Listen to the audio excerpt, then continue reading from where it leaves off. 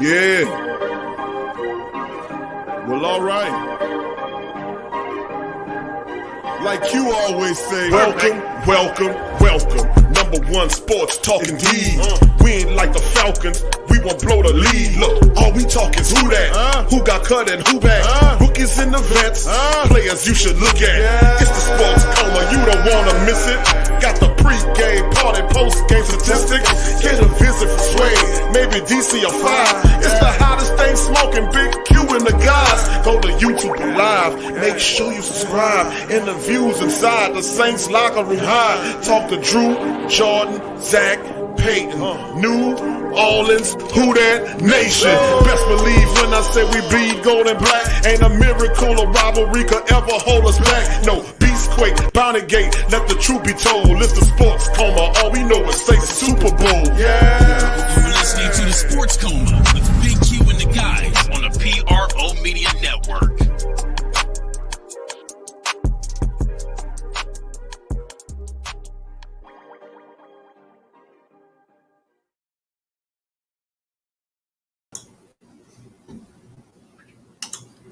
What's up, fam? What's good in the hood? What's happening? What's happening to the beautiful black? What's happening, family?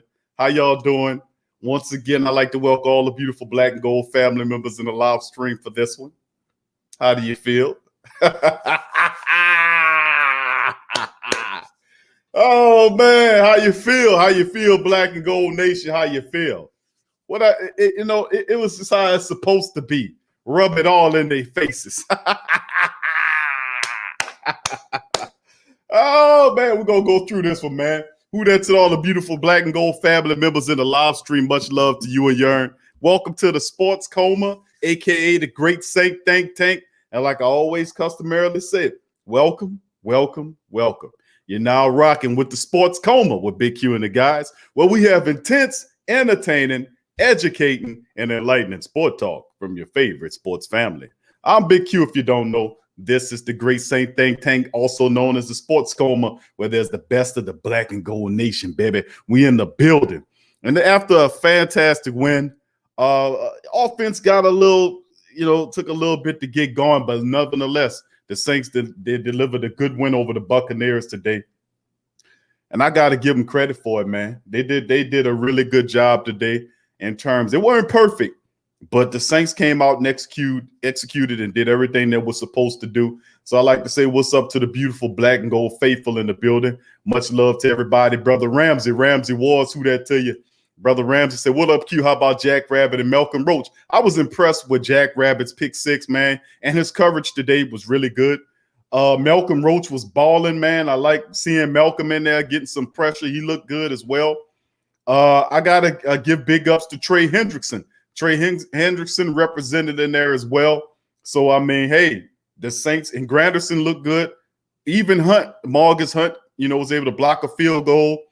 Fowler was able to get a recovered fumble by them on a special team play. So those two inactives were special, man. So we're going to go over the game today on this edition of the Sports Coma. We're going to go over that. So I'd like to give all the beautiful black and gold family members a shout out. Abraham Austin, what up? Abe, good to see you, family. Who that to you as well. True Louisiana in the building.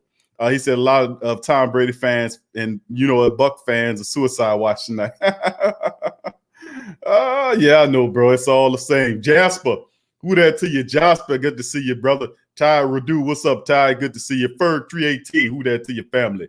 Jeff C, who that to your family? Good to see you in the chat. Hold'em Hook'em TV in the building. Who that to your family? Good to see you as well. Shannon Roy, who that to you? Shannon Roy in the building says Peyton gonna need to stop going east to west and short and simple plays like he learned nothing from the Vikes game. You can't run sideline to sidelines with a fast defense. That is football intelligence, high football IQ. If you have a defense that can move from sidelines, it's not a good look to try to do that. You're going to want to play beast ball up the middle. And we're going to talk about this game today, man. This is almost, some of this game is almost like they've been listening to the Great Saint Think Tank. What did we say? I was saying, man, listen. Man, that was absolutely amazing, man. Power I formations, a lot of Latavius Murray on short and whatever plays. I mean, absolutely amazing. You know, this was totally like, yeah, this is what we've been talking about. Absolutely stunning, man. It's almost like, you know, Big Q was on the sideline calling plays, bro. I'm telling you, power I formation, 3 tight end sets. Really? Man, loving it, man. I loved it, loved it, loved it, loved it. And when you see Drew struggling, they go to the power running game and it bared fruit. You know, now he could have used the full butt back a little bit more, but I like where he was going. Very, very balanced play calling today by Sean Payton, by the way. And of course, they stole that touchdown off the back end there. That was too close for call. But like I told you, anytime they could take something away from you, even if it don't help the other team, they're going to take it away from you. I've been telling y'all that about the refs. So who that to you, the rest of the family members as well. Will Dickerson, good to see you in the chat, family. Who that? He says, very sloppy game called by Payton. They will fix it, though. Thank you, Will. BR Fitted. BR Fitted 225 is in the building. Who that to you? Javier says commentators and media making excuses for the Bucs loss. I told you they will, Javier. I told you they had a built-in excuse when the Tampa Bay Buccaneers are going to lose this game. The first goddamn thing they were going to do was get up there and say Tom Brady did all right. He just needs a little bit more action in his offense. Didn't I tell you they was going to say that? And the first thing, the Fox people got up there, and they didn't give the Saints credit for beating Tampa Bay, who was a stacked team that had all this praise around them. The first thing they did was try to give credit to Tom Brady. That's the first thing they tried to do. And I told you, I told you guys that's what they were going to do. That's why there's a sports coma, because these people, that's what they do. They suck off these other people, and they don't give the Saints their fair due. But that's all right. We will today on this stream. So big ups. Brother Tramal said, yeah, we know about that Demario sign. I know y'all just getting the notification. That hit 30 minutes ago. I had it sitting on the screen right here. We're going to cover that. Saints re-up with Demario right before the game started. 3-year extension, $27 million. This surprised the hell out of me. I'm just going to be honest with you. That surprised me because I did not see the Demario Davis being a guy that they see long and that's going to be here very long. We'll see how it shakes out, man. But they give Demario 3-year for $27 million. I love it. I like the deal. I like them giving Demario Davis. So I'm surprised, man, about that. But I was surprised. I was surprised about that one. Dave Debendetto from who that from Jersey. What up, Dave? Good to see you, fam. Who that to you? Much love to you. Jerome, who that to you? I heard about that one, bro. We're going to break it down today. Troy Thompson. What up, Troy? What's going on, fam? Good to see you in the chat, my brother. All right, Larry Williams. What up, Larry? Good to see you, family, once again as well. And all of the rest of the great Saint Think Tank family members chiming in the live stream, keeping it real and enjoying a really good win. Revolt says, finally got that opening day win. No doubt about it. It's a good win, bro. Iceman said, I'm worried about Chauncey Gardner-Johnson and Mike's injury. Mike had almost got his foot stuck up under Latavius when he was running. But he's going to be a little stiff, but hopefully he'll be all right. I think he'll be fine. Chauncey Gardner-Johnson just had cramps. So I think he'll be fine as well. So I don't think it's too much to look at there. Brother Byron, who that to you there, Brother Byron? Good to see you in the chat. Tyra, who that to you? Tyra, good to see you as well, baby. Brian, what up? Brian Pearson in the building. Who that to you, Brian? And all the rest of the family members chiming in. Kenyatta Lavender, who that to you? Kenyatta, I see you, baby. Who that to you? Big ups to your family. Riddick, what up, Riddick? Who that to your fam? Good to see you in the chat, my brother.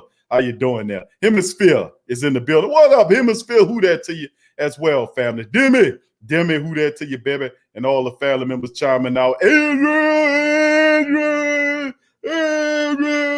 Rocky. What up, Adrian? Who that to you, baby? Good to see you in the chat as well. Lee Wood, who that? Lee Wood. Rush Hour in the building as well. Big ups to the family members chiming in the live stream. T, what up, T? Good to see you as well, homie. Good to see you in the chat as well, my dog. Big ups to you and the rest of the family members chiming in of the live stream as well. And let me go on down here. I ain't gonna be able to read all your comments and just give a lot of the shout outs. I'm gonna jump right into it.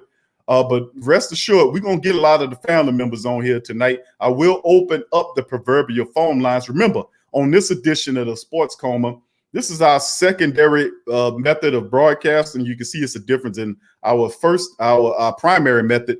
But in this method, I like it because it gives us an opportunity to visually see people who want to be seen. If you don't want to be seen, that's fine. But I'll open up the chat and put a link in there momentarily. You hit that link and you'll be able to get on the show after I finish breaking down the stats. We're going to do that. and I will be with you guys up until 9 o'clock tonight. So just to recapping the game and getting y'all reactions and everything. So we'll get that going. Caution, what up, Caution? Good to see you, family. As well, big ups to the family members. Troy says, got to stop running that play with Taysom when he by himself in the shotgun running left or right. You got to throw a little diversity in that play. You know what I'm saying, Brother Troy? Got to throw a few little diversity. Let them throw out of that. Supposed to always run out of it. You know what I'm saying? Mix it up a little bit. Brother Trail Hatch in the building. What up, Trail? He said, you almost predicted it 41-17. You came close, bro. All right. Good to see the rest of the family members chiming in. The rise. He said, the GOAT looked ordinary farm animal today. That's a good one. That's a good one. Big ups to your fam. Donald Jones. What up, Donald? Good to see Donald Wood in the building. Good to see Donald Wood in the building. Who that to you as well. All right, Jesse Mendez. What up, Jesse? How you doing, fam? Big ups to you, fam. Good to see you. Benjamin, what up, Benjamin? He says, what happened at the end of the game? Saying, did Kamara score? He scored, in my opinion. The referees took it off the board, but it don't make a difference. We still kicked it. You know what? You know what I'm saying?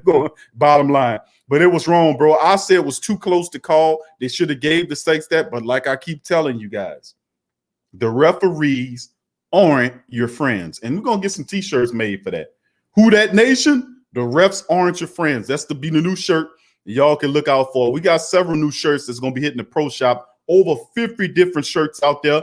Hey, coach, run the damn ball. That's a shirt there. Don't burn the beans. All kind of great football and life shirt titles there. Go check out the pro shop. Link in the description section. It helps out the stream big time. JT, brother JT in the building. Who that, JT? Who that, baby? Good to see you in the chat as well. Big ups to the family members as well. I'm going to climb on down here and get the rest of the family. Jarvis, who that to you? Jarvis said, good win, but our interior line is going to have to get better at communicating games, and Twist had them looking dumb. Linebackers coming through unblocked. Yeah, that was problematic till they made some of the adjustments late. But you know it. But I keep saying this, Jarvis, and the rest of the great Saint think tank, Who That Nation. Check this out. I've been saying that for some time, bro, about when you getting stuff together. Like when you're pass blocking, it's a little bit more difficult than run blocking. Run blocking is a real simple thing that offensive linemen could do. You just put your hands on the first son of a gun and just start pushing on through. And if you notice, the Saints, when they start power running the ball, they started getting results. And that's what you do against a very fast defense. Now, a lot of people was upset, say, well, Q, they really stiff up the middle with Vita Vea and then them Ndamukong Suh. Vita Vea and then Ndamukong Suh was getting blown out of there. They were getting blown out of there, and they were getting pressure. They were getting linebackers. They would blitz. They would hole blitz, and they were picking the selectively hole blitzing, and they were hitting on it. You got to give Todd Bowles, who's the defensive coordinator, some credit, because they were selectively blitzing holes, and they were doing a pretty good job of that. But that's why when you're running that power game, the Saints go to that 3 tight end set, put that fullback in there, use that fullback mode, and let them bust open that hole with Latavius Murray running behind it. And I've seen they didn't do it to perfection, but the Saints did it more than a handful of times to open up the running game so they can be able to keep the game moving when the offense stalled out. Notice the offense stalled, and then the defense had to do some stuff right here. You see what I'm saying? But ultimately, the running game helps to flow that offense, and that's good to see Sean Payton. He wasn't perfect, but listen, I like what Sean Payton did today. I'm going to just keep it real. And if he can build on the back of this, what he did today in terms of running that ball, it was a balanced attack, as balanced as it was going to get with Sean Payton there. He understood that he knew his offense wasn't there rhythmatically yet. So the running game would have to be the bell cow until the passing game got there. And you've seen some brief views of it. It wasn't crisp by any stretch of the imagination, but much love to the team. It won as a team. Let's get that straight. It wasn't perfect, but the Saints today won as a team. Special teams, defense, and offense scored today to beat the Tampa Bay Buccaneers. Now, remember that I'm telling y'all, you got to win as a team. And they did that today. It wasn't pretty, but they did enough to knock them up out of here, and I'm happy for it. Thank you for that, bro. All right, let's keep it going there. Travis 504, what's up, fam? Good to see you in the chat. Much love to you. Real men think like men. Brown, who that to you, brother? Good to see you in the chat. Joshua Hoover, what up, Joshua? Who that to you, fam? Good to see you in the chat as well. And all of the rest of the family members chiming in the stream. And it's a bunch of family members. Till, my dog Till in the building. What up, Till? Good to see my boy in there as well. Big ups to you. Devin, what's up, Devin? Good to see you, fam. You say this ain't the AFC least no more. Brady got to come see us. Who that? That's right, baby. Tell him once again. Sydney Cox, who that to you? Sydney, good to see you in the chat as well. Who that? Sneaker King 10, what up, fam? Good to see you. Brother Crass, who that to you as well, family? Who that to the Black and Gold family members? GM Kev in the building. Who that to you, GM Kev? Aquan Butler, who that to you? Aquan, good to see you, family. Much love to you and Yearn, bro. Who that to you in the building? In the building, baby. All right, go Black and Gold. Who that to you? Said we ran the ball finally. I'm telling you, family. I'm telling you, they gonna listen to what we got to say. We are the Who Dat Nation, man. And I keep telling you, open up your voice and let it be heard. And you yell it as passionately as you can until they start hearing you. And I'm telling you, family, I'm telling you, as you open up your mouth and let the world hear your voice, let them hear it. Don't keep it silent. And I'm telling you, they listening. This team looked totally different than what you're customarily seeing from a Sean Payton. It shocked me. Family, I seen power I formation football today. I seen 3 tight end sets. Family, it was almost like big. I was out there calling the off. I was like, man, this is tripping me out. Man, that's totally unlike Sean Payton. But they listening, baby. I'm telling you. They hearing you.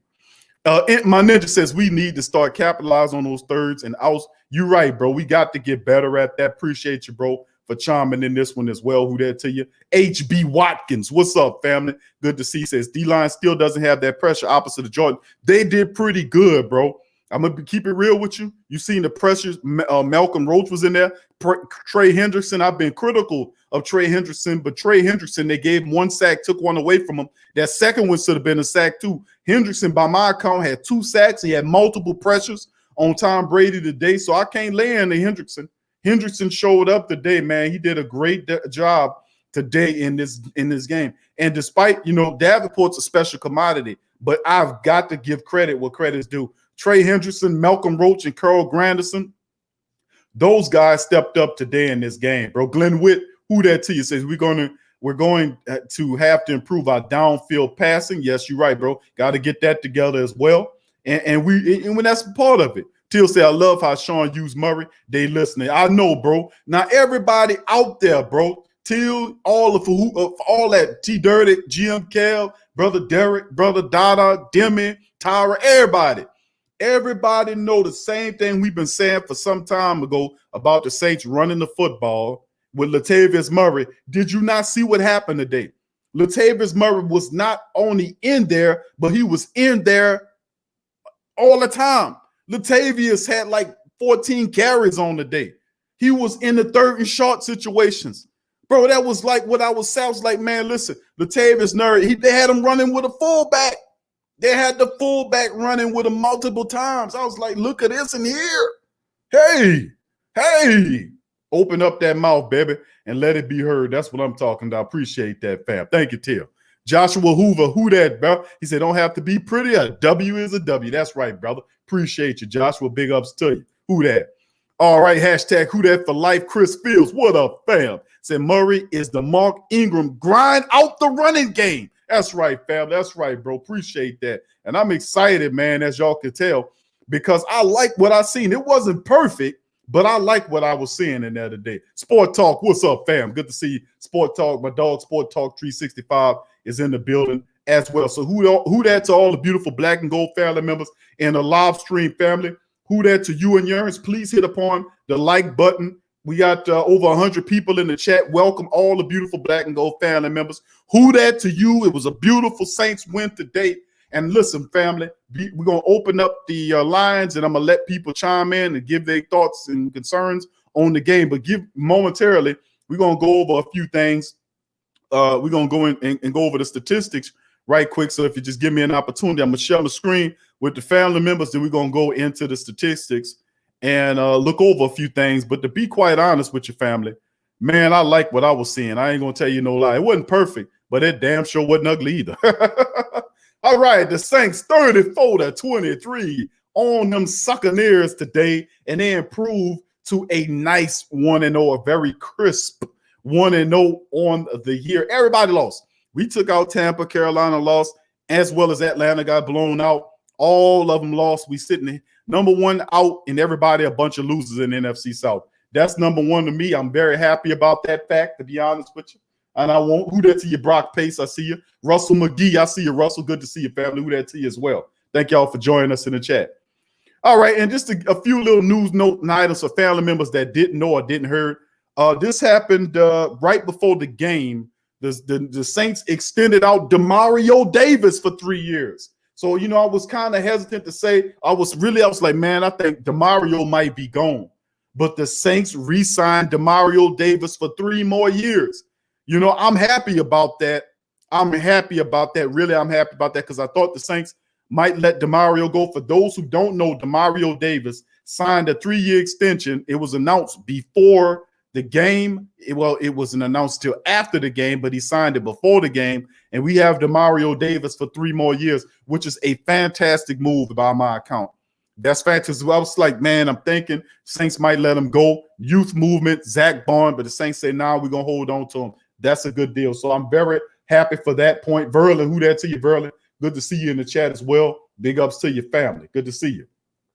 But Demario's back, family. Just for y'all that didn't know, 3-year extension. What kind of money we talking here? Demario, he's back with the Saints. He signed a 3-year extension at $27 million, family, with 18 of it guaranteed. So a 3-year extension, $27 million, 18 of it guaranteed. The contract also featured Pro Bowls incentives of $500,000 per season if he makes the Pro Bowl, and of course they have other incentives going up. But Davis was in the final year of a 3-year deal that was worth $24 million. So this is a pay cut for Demario Davis insofar. The previous deal was 3 years, 24. This one is 3 years. Actually, it's more. I'm sorry. It's 3 years, 24. This one is 3 years, 27. As this will put Demario Davis with the team for the next 3 years. So I was like, man, I don't know, but he turns 31, so the contract puts Demario with the Saints till he's 34 years old. So as long as he keep performing at that high level, I think we'll be fine, man. So I'm very happy that the Saints did extend out Demario Davis because, man, I was saying, man, I don't know. I'm kind of iffy on it, but the Saints say, man, we're going to commit to him. So that's good, family. So that's a bit of good news just to throw at you. All right, family, now to move on to the next little bit of news right here. We're going to go into the statistical breakdown of the game. Of course, the Saints 34-23 win over the Buccaneers in the matchup. Drew Brees, 18 of 30 for 160 yards, 2 touchdowns. He was sacked 1 time in the game. 1 time, 96.5 rating in the matchup. Latavius Murray, 15 carries for 48 yards, man. 15 carries for Latavius Murray. Elvin Kamara got 12 of them. Elvin got 12 carries for 16 yards. Latavius was 48 yards. But, man, I still like what the hell happened, man. Jared Cook, 5 catches, 80 yards. He dropped one that Drew put on him. I guess he wasn't ready for it, but he was targeted 7 times, came down with 5 of them for 80 yards, no touchdown, but averages 16 yards per catch. Elvin Kamara, 5 catches, 51 yards, had a score. He had a score there, as well as rushing the ball. He had 12 carries for 16 yards and a score as well, and he did pretty good in the game. 5 catches, 51 yards, averaged 10 yards per catch. He was fantastic. 5 catches off of 8 targets. Deontay Harris got involved. He had a catch for 17. Mike Thomas was quiet, 3 catches, 3 out of 5 targets. He got 3 out of 5, 3 catches for 17 yards. A quiet afternoon for Mike, but we know Mike he'll bounce back in this thing sooner or later. So outside of that, you look at what the rest of the family. Emmanuel Sanders, 3 catches for 15 yards in the touchdown. Big ups to Emmanuel Sanders. He was able to make some stuff happen. And, of course, Taysom caught 1 for 14. Traquan caught 1 for 4 for the New Orleans Saints. Okay, Fowler also had that fumble. So the Saints activated Fowler and Marcus Hunt late, but family, those guys had impact plays in this game. Marcus Hunt blocked the field goal for the Tampa Bay Buccaneers trying to kick a field goal. Marcus Hunt blocked it, and Fowler was able to recover a fumble on a special teams play. So those are 2 really big plays by those guys who were activated. Who were the top tackler for today's outing, you ask? Chauncey Gardner-Johnson, the artist formerly known as Chauncey Gardner-Johnson, who's called CD Deuce, that's whatever. 10 tackles on the day. He had 1 pass defense. Janoris Jenkins was magnificent. 9 tackles. He had an interception for a return for a pick 6. Was pretty good for him as well. Demario finished the game with 6 tackles, 6 for Malcolm Jenkins. Trey Hendrickson had 4 tackles in the game and a sack, 1 tackle for loss, and 2 QB hits. He should have had 2 sacks. They took the other one away from him, but he should have had 2 sacks in the game because Brady was in the grass trying to deliver the ball. They should have gave him that sack. All right, let's keep it going. Cam had 4 tackles in the game as well. 1 pass defense, 1 QB hit. Cam couldn't get to him all the way, but the pressure was good enough, man. I was well. Alex Anzalone had 4 tackles. Granderson had 2. So did Malcolm Roach in the game as well. And then a series of players, Marcus Hunt, Justin Hardy, who had a good special team tackle. David Onyemata, who blasted Gronkowski for a tackle, had 1 in the game as well. And, of course, interceptions. Janoris Jenkins had a good interception for pick 6 return. Marcus Williams had an interception today. He played well, except for the penalty that was called against him. He didn't turn around and look for the ball. But then again, he was in a trail position trying to keep up with the guy. He was in a bad position. He got hit with that. But fair game for Marcus Williams. I won't lambaste him. He did okay. And then, of course, Will Lutz 2 for 2 kicking the ball. If you look on the other side of what happened for the Tampa Bay Buccaneers, Tom Brady 23 of 36 for 239, 2 touchdowns, 2 interceptions, sacked 3 times. Very sloppy affair. If you asking me for Tom Brady.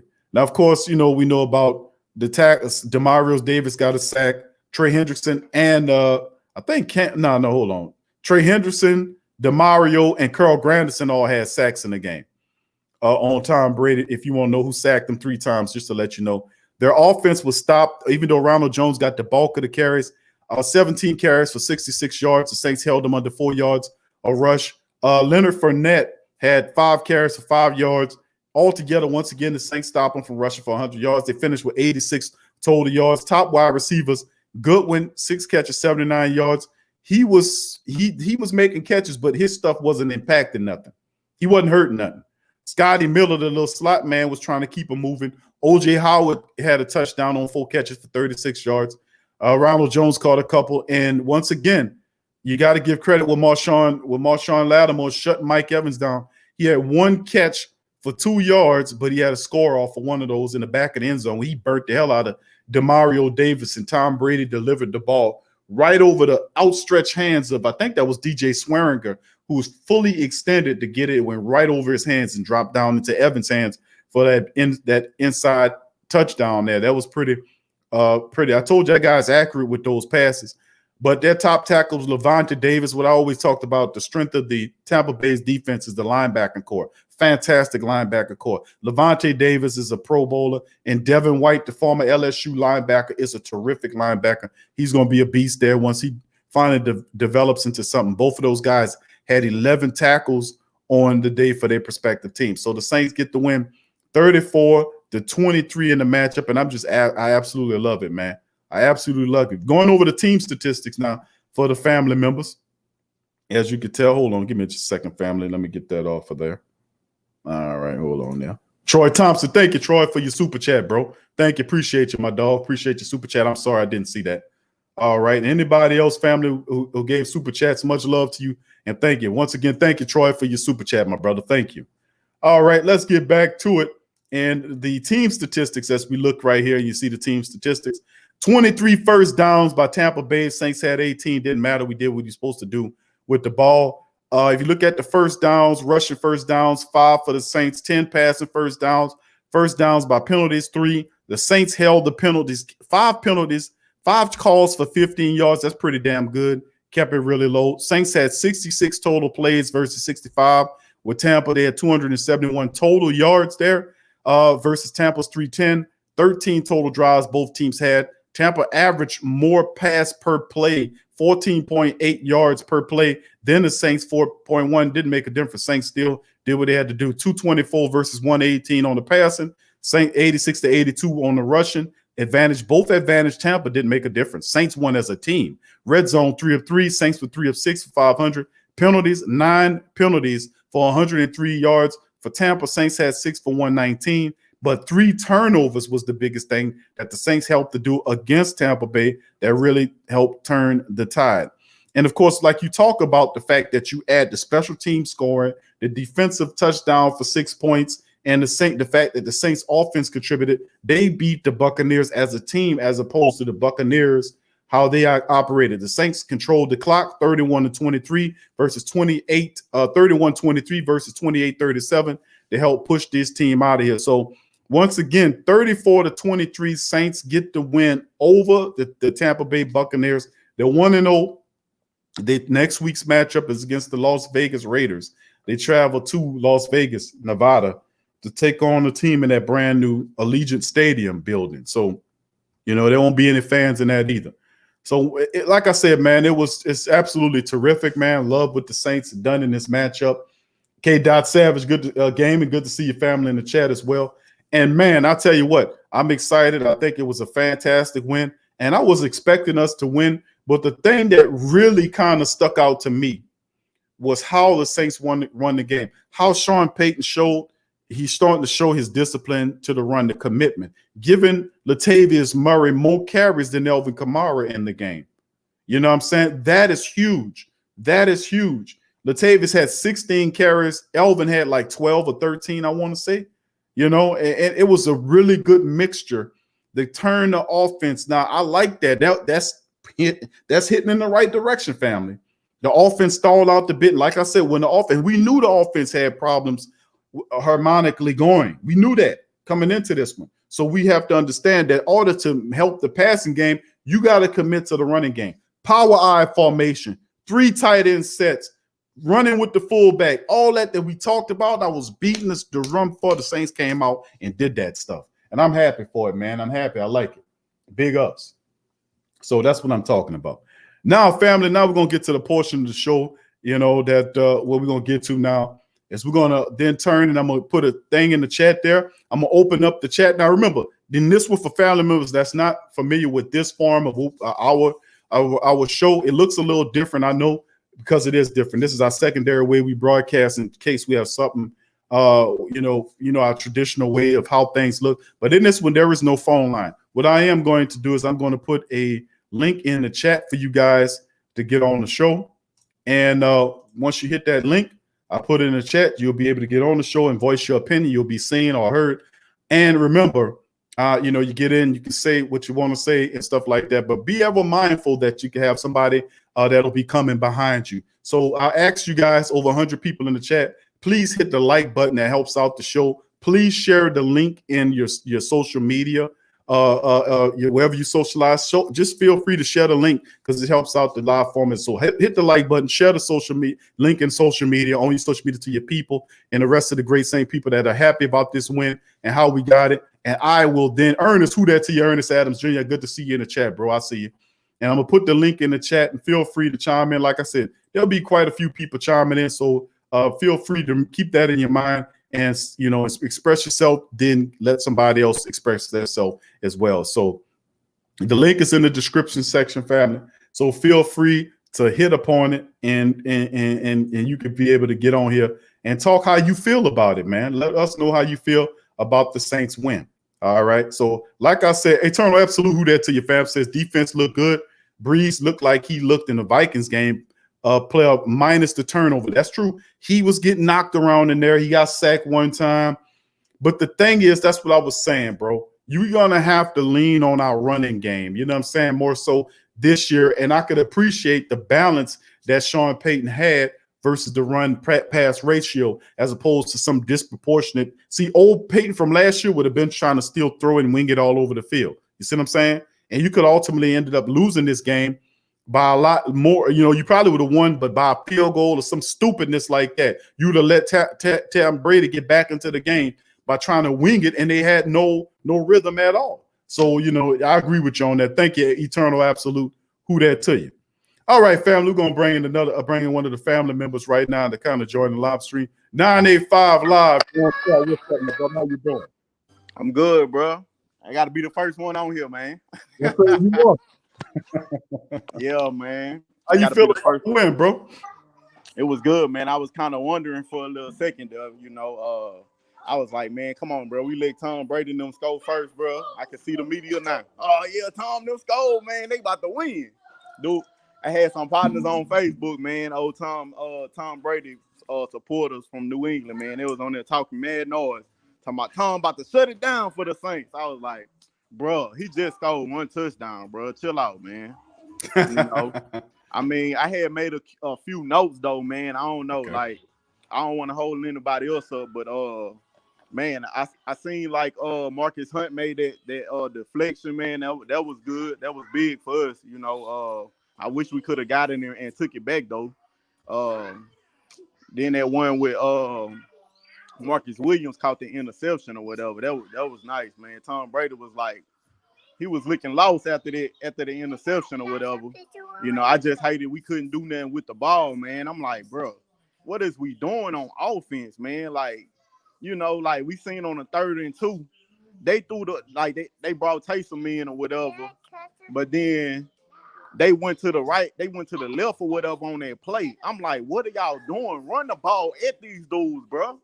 Run the ball at them because they want us to go to the outside. They want us to run to the outside or whatever. Mason, y'all stop. Boys here, they want to play and stuff. But yeah, man, you know, they trying to run the ball to the outside or whatever, you know. I'm like, man, you got to run the ball at these dudes, bro. They're expecting for you to run to the outside. You know, they're expecting it, man. You know, so that was one thing. I'm like, man, hey, two, your boy Alex Anzalone still got them shoulder pads on, bro. I don't know if you paid attention to it, man. He still got them shoulder pads on. I was looking, I noticed it, bro. I was like, bro, you know, hey, you know what though? He can wham all he want. We extended out Demario Davis, so he can do whatever he won't do. Yeah, man. I'm like, bro, I know you gotta be kidding me, bro. You come out here with shoulder issues, bro, and you gonna wear them same old shoulder pads, bro. Come on, man. You trying to be too cool. I said, trying to be too cool, man. Yeah, I seen that 985 live. I was like, man, listen, bro. He got the same old suckers. So he didn't get the Ricky Jackson, bro. I told him to get the Ricketts, bro. He ain't listening, bro.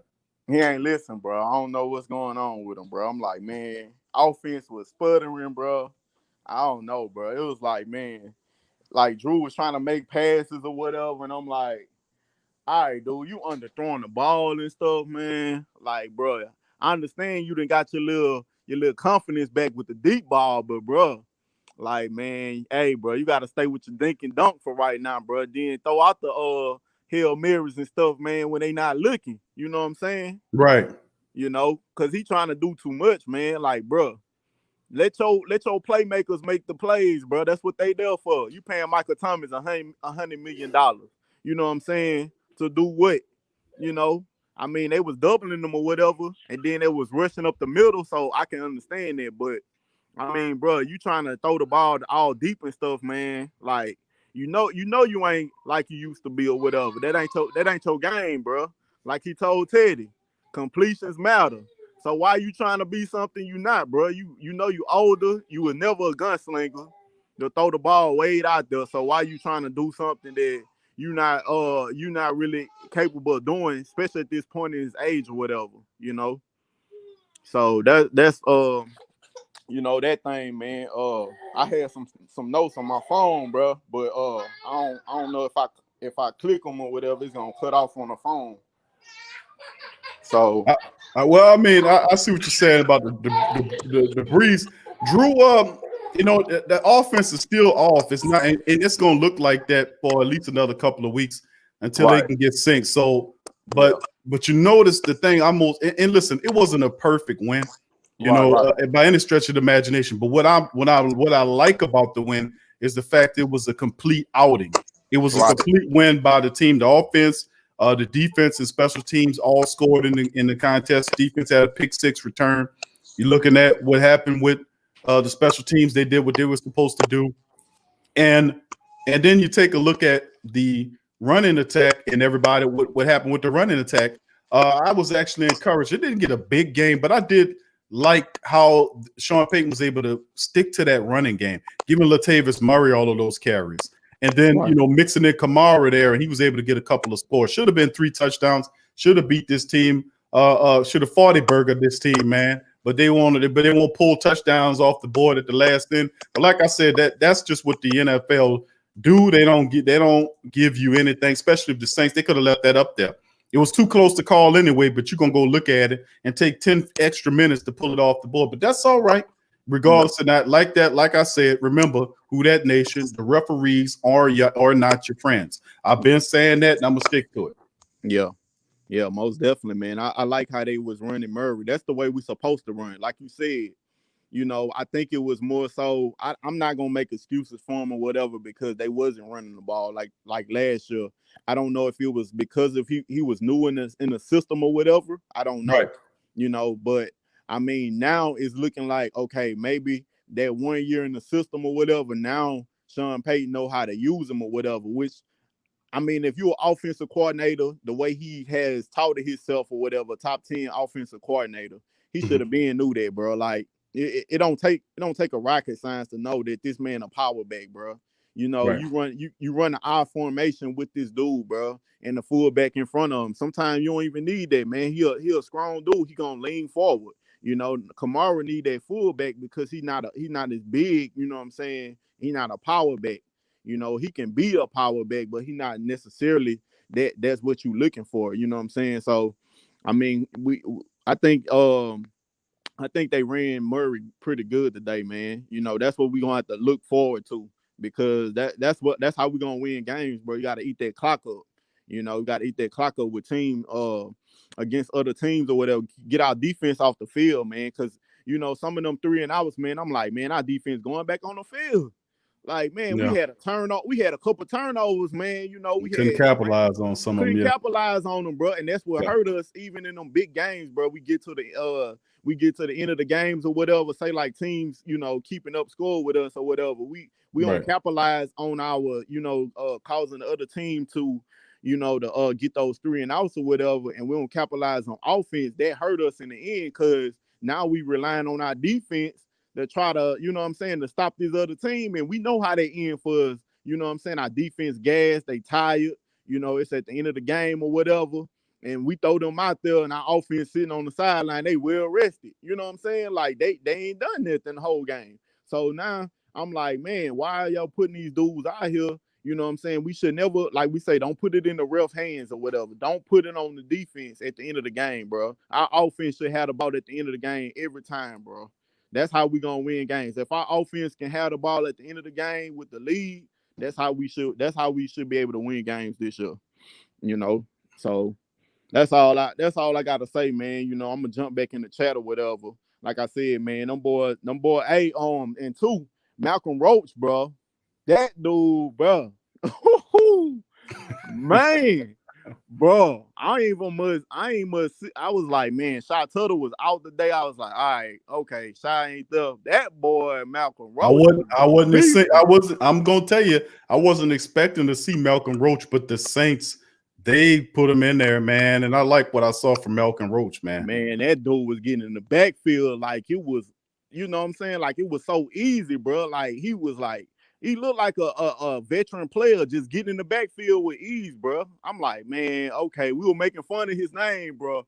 But I don't care, bro. Your name Roach, man. But at the end of the day, bro, that dude was doing his thing, though, man. He was getting back there. Tom was getting scared, boy. You can see them eyes. And then Tom went to talking to himself, brother, like he was seeing ghosts or something. He was over there, man. He was like, man, catch that ball. He was cussing and everything, bro. And that's how you got to beat Tom Brady, bro. You got to make him frustrated. You got to make him frustrated, start talking to himself, sitting on the sideline talking to himself. That's how you got to beat him, bro. You got to get in his head. If you don't get in his head or whatever in the game and he just sit back there and be like, oh, yeah, my guy's open. Here go Gronk, throw him the ball. You know what I'm saying? Underneath. All right, cool. Gronk get him a couple yards or whatever, first down. So he used to that. You know what I'm saying? Right. I mean, but I think when we play them again, we're gonna see a different offense, because it's gonna take time to kind of the scheme against our defense or whatever. But our defense gotta throw in some new wrinkles that he ain't seen before. We can't go in there with the same game plan or whatever that beat him this week. He gonna be looking for that. That's why we're gonna trick him. Because if we come out and we basically showing him almost the same looks, but at the end, you know what I'm saying, when he snapped the ball, we do something different, he gonna be like, man, bro, this ain't my game, bro. I should have stayed in New England, bro. Yeah, I mean, I tell you what, man, like we said, they're going to have built-in excuse for Tom Brady already, is that he needs time to gel, and don't give no credit to the Saints to a well-deserved win. The Saints went in the building and took it from Tampa Bay, and everybody had Tampa taking it except for the true people that knew what the Saints were all about. Beat them Right. beat them by double digits here, mushed them up out of here, and Yep. they're going to say, well, Tom Brady needs a little time to gel. Well, we'll see him a little further down the line, and we'll see how far he got the team. But I would want to see him at full speed so we can crack him upside the head again. So Exactly. I mean, I'm just loving. I love the way the team won in phases. Defense, offense, and special teams did a good job. Of course, our passing attack needs to work on it. But like I said, week 1, week 2, week 3, you're gonna see that until you get to that 3rd or 4th week. Then you're gonna see them start to resemble more of that shed of wealth offense that we customarily used to seeing. But we don't traditionally get open day wins, man. It's good to get an open day win, but that lets you know how serious this year is, firing out the gate early and making sure we handle business. But 985, thank you for that, bro. I appreciate you chiming in, my brother. Much love to you and your family, brother. And who that, man? Great win today. Yes, sir. Yes, sir. Who that to you, man? I'm gonna jump back in this chat, man. All right, appreciate you, my brother. We'll talk to you later. All right, thank you. All right, same to you. All right, let's get on in there. No Saint, what's up, baby? What's going on, buddy? Yeah, man. Yeah. Hey, my score was 31-24. It was close. Pretty close. Pretty close. What you Yeah, thought but- about the game, bro? No, listen, first and third quarter were hard, man. Yeah. I was pulling my hair out, but I said, hey, we won the second. If we can come out and win the fourth, we'll be all right. That's what we did. You know, I thought it looked like a first game with no preseason as far as the offense is usually behind the defense anyway. The Bucs defense was out there hitting, and our defense, special teams, that was the game right there. Our special teams played outstanding. Yep. Our defense got us turnovers. We capitalized, I think, 17 points off the turnovers, 2 touchdowns and a field goal. It was for a first game. You know, I was frustrated with the offense. They didn't look like they were in sync. Brees looks rusty. Mm-hmm. The 3 runs in the end of I think it was the end of the third quarter. The one with Taysom Hill trying to sweep out. Yeah. That was frustrating. But at the end of the day, they made the big plays when they needed to. As far as I really think the offense looked rusty, and I was a little bit I was wondering where Sanders was for most of the game. He made a couple big plays. Thankfully, he got that touchdown for us. What can we say about the special teams though? That saved us. Those special teams saved us. The block field goal, the punt recovery by Fowler. Yeah. You know, and then of course Lutz kicked a couple of them there too. And Deontay Harris, bro, despite the fact that they weren't blocking well for him, he was still getting good return. Yo, I like how he was moving around trying to find something, even though he was tackled by 2 or 3 guys, and they'll ultimately get that together, man. But you just need to get that guy just to crease and he's gone. But yeah, you're right. The special teams, man, they look pretty damn good, bro. And the defense, like I said, that first, I was like, oh man, especially in the third quarter when it looked like it would make a little run on us. I was like, man, defense needs to step up. They need to step up. But a win's a win. And I listened to a little bit of the Tampa radio network, and they're pretty much complaining about the special teams a lot. And you got people are going to say Tampa Bay. They're going to say that they're not gelled because there's some truth to that. They're not 100. They're not 100% in sync either. But neither are we. No, neither are we. Exactly. Neither are we. And there was a lot. Hendrickson looked good. Yep. Looked real good. The offensive line needs, like I said, they whiffed on a few. You know what I mean? Kamara looked like in form. Now, I don't have a problem at the end of the game. I mean, it was it looked like to me he stepped out. I mean, could you let it stand? You probably could have let it stand, but it was, I didn't have a problem with it. I mean, the game. Right. It's over with anyway, bro. I mean, Yeah, whether we fought a burger or not, we was gonna get it, Yeah, exactly. But I was definitely excited at the way the defense looks. The defense looks good. They really do. The cornerbacks.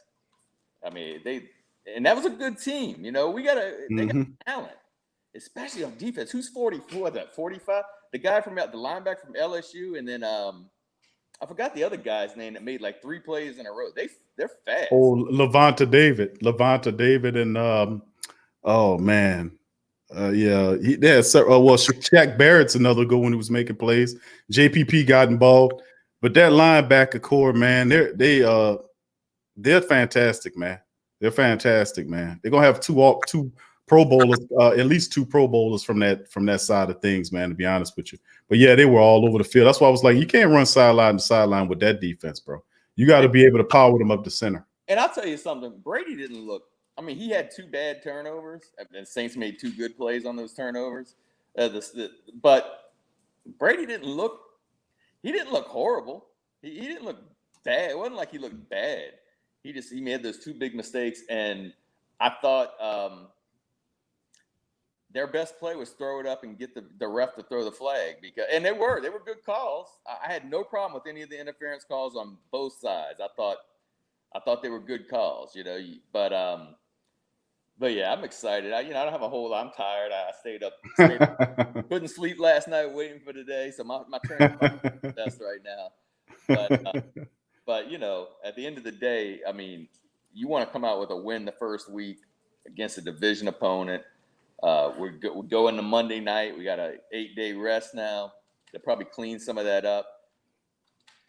The last, I don't know if you recall this. I think I recall, like, the Saints have always been sort of slow in offense every year. Yeah. I guess because we didn't have a preseason to look at, I was a little bit disappointed with. Yeah, I didn't see much. The one time I kept on saying to a guy chatting with him, I was like, "Where's Ty Montgomery?" And then he gets in there, and Andrews Pete whiffs, and he gets stuffed in the backfield. I was like, "Oh, there he is." But I mean, I was a little disappointed because like all these new these new offensive weapons. I was like, "Where are these guys?" It's like Alvin Kamara, and then Michael Thomas. He was getting double teamed, I guess. Yep. And tell me if I'm wrong. I don't know. I think they're playing a cover 2 most of the game, right? Weren't they playing pretty much a cover 2? Yeah, well, they was mixing it up, but mostly it was like a zone they was playing there. But it was mixing it up on them. But they was doing it. They was shooting a lot of blitzes though. He was gap blitzing a lot and being real. And Ty Bowles was doing a pretty damn good job of gap blitzing too. I got to give him credit for that. It almost like he had a crystal ball, man. When the Saints would run, he was able to shoot. They were shooting the right holes, man, to be able to put pressure on the Saints running attack and and they kind of knocked Brees around a little bit. So I got to give that Ty Bowles, the defensive coordinator for Tampa Bay. He's a hell of a D coordinator, bro. Yeah, I agree. I want to say I don't know if he was the guy that they were talking about. Somebody should have been maybe get a chance at a head coaching job. I'm not sure if it's him or I'm mistaking him for another defensive coordinator. Well, he was a former coach of the Jets, if you remember. Bowles. Okay. Yeah, he was there before this other clown was. And everybody fails at that job. But what I was gonna say was I know that when a team has a good athletes like the Tampa Bay Bucs do, and they'll sit back and they'll play that cover 2, and Brees always is holding the ball, trying to find that open guy. And I guess, if you have that kind of a defense, you're going to give any quarterback trouble. Right. But that I saw again is like, man, nobody's open, and then throw it to Kamara on the, but at the end of the day, man, they won the game, and that's all we can hope, so. Right. I mean, but that, you know what, you bring up a good point, though, saying what I was recognizing from Drew was he was out of phase. You can see he's out of phase because Drew usually is pretty. He's pretty. What's the word I'm searching for? He's confident.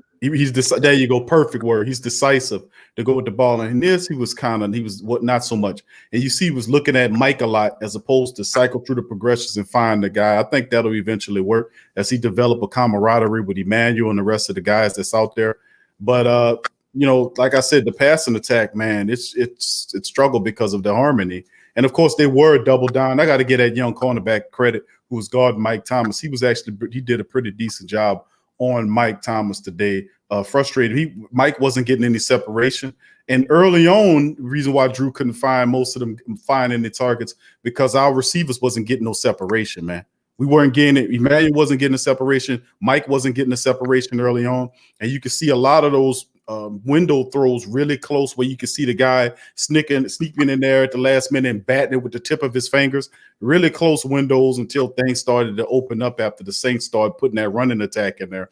So, I mean, I expect that to definitely get better as Drew will find his accuracy, that decisiveness, that rhythm comes back, and you'll see that share the wealth offense we talk about. Yeah, I agree with you that when they would show the view from where the quarterbacks and I would look downfield and just to see and there was sometimes you could see there was no place for him to go with the ball. I agree with you. They don't always show that view, but the few times they did, you knew that he had really no place to go with the ball.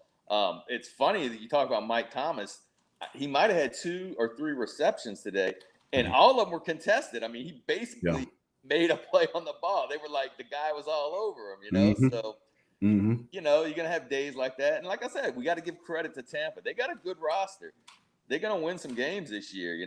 They've always had a pretty good roster, but this year it seems like, if Brady gets a little bit better, they're going to win some games this year. But I think we're still going to take the division. So no doubt about it, buddy. Letting the next guy come on. I just wanted to, talk to you again after the game and, we'll continue to watch.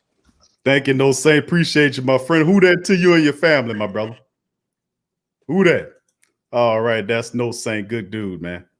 All right, family. Thank y'all for joining. For the rest of the family members chiming in, No Saint and 985. Good to see the brothers chiming in the live stream. It's your turn. Feel free to chime in, family. Get your what you think about the game. Did you like the game? Did you feel like No Saint? Did you feel like the brother 985 live? He chimed in as well, dropped in. What do you think? How do you guys feel about it as well? Feel free to hit the chat up and let me know. And there's a link that's in the chat right now. You can feel free to hit that link and then you'll be put on the show where you can express your comments, concerns on the Saints win over the Tampa Bay Buccaneers 35-23. Everybody in the NFC South lost, and the Saints are the only winner. 1-0, everybody else is 0-1 as we then rest up.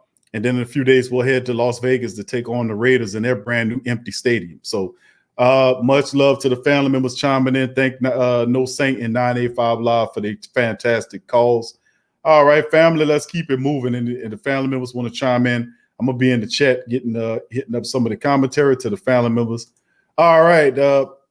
K-Dot says, I recorded the game. I think I'm going to watch it now.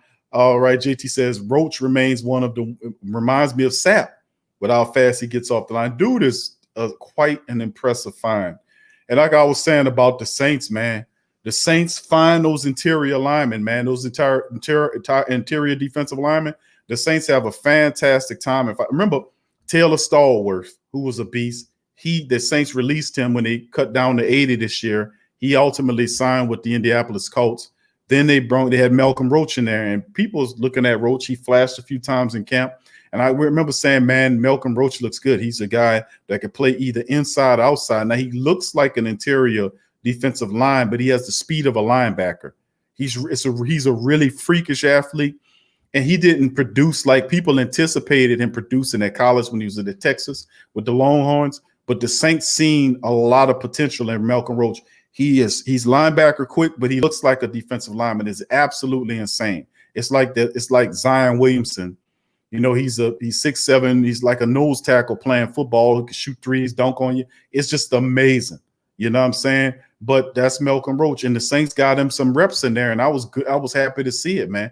And it was good to see Carl Granderson, who had a sack today. He got involved. Trey Hendrickson got a sack today. Those guys were putting pressure on the quarterback from that side. Cam was doing his thing as well. The interior pass rush for the Saints were good. The linebackers did a pretty good job as well. Demario and Alex Anzalone did well. Seen Cade and Ellis flying in there. The secondary did their thing as well. So it wasn't a perfect game. The offense spurted, but we knew that the offense was going to struggle out of the gate. We knew that, and that they will have to rely on the running attack until the passing game catches up. So, it's glad to see Coach Payton running with it. And like I said, Latavius Murray had 16 carries today, man. 16 carries. That's more carries than was given to the Alvin Kamara. Latavius Murray had, 15 carries. You saying 16, but 15 carries for 48 yards. Alvin Kamara had 12 for 16 in the score. So 3 more carries, but still in all, altogether 34 carries for 82 yards and a touchdown for the entire Saints running attack today. And I was happy for that, man, to be honest with you. But we gonna have, but bear in mind, family, they are going to get better as the weeks proceed. You look by week 3 and look at when week 4 rolls around, the Saints offense is going to look totally different. I promise you that.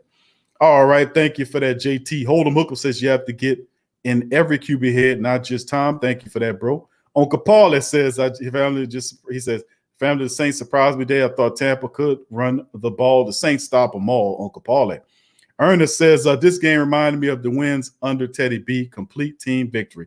Thank you, brother Ernest. Who that to you as well. Abraham says, we not play with nobody no more. Thank you, Abraham. Thank you. Kai, what up, Kai? Kai the Great said, that was a great belated birthday present. How about them Saints? What's good, Big Q and the family? What up, Kai? Good to see your family. And happy belated birthday, bro. I told you they was going to give you a win. I was hoping they'd give you a 40 burger for a birthday, bro, but the rotten refs once again pulled it off and took it down for us. Well, we got a referee shirt. What's it called?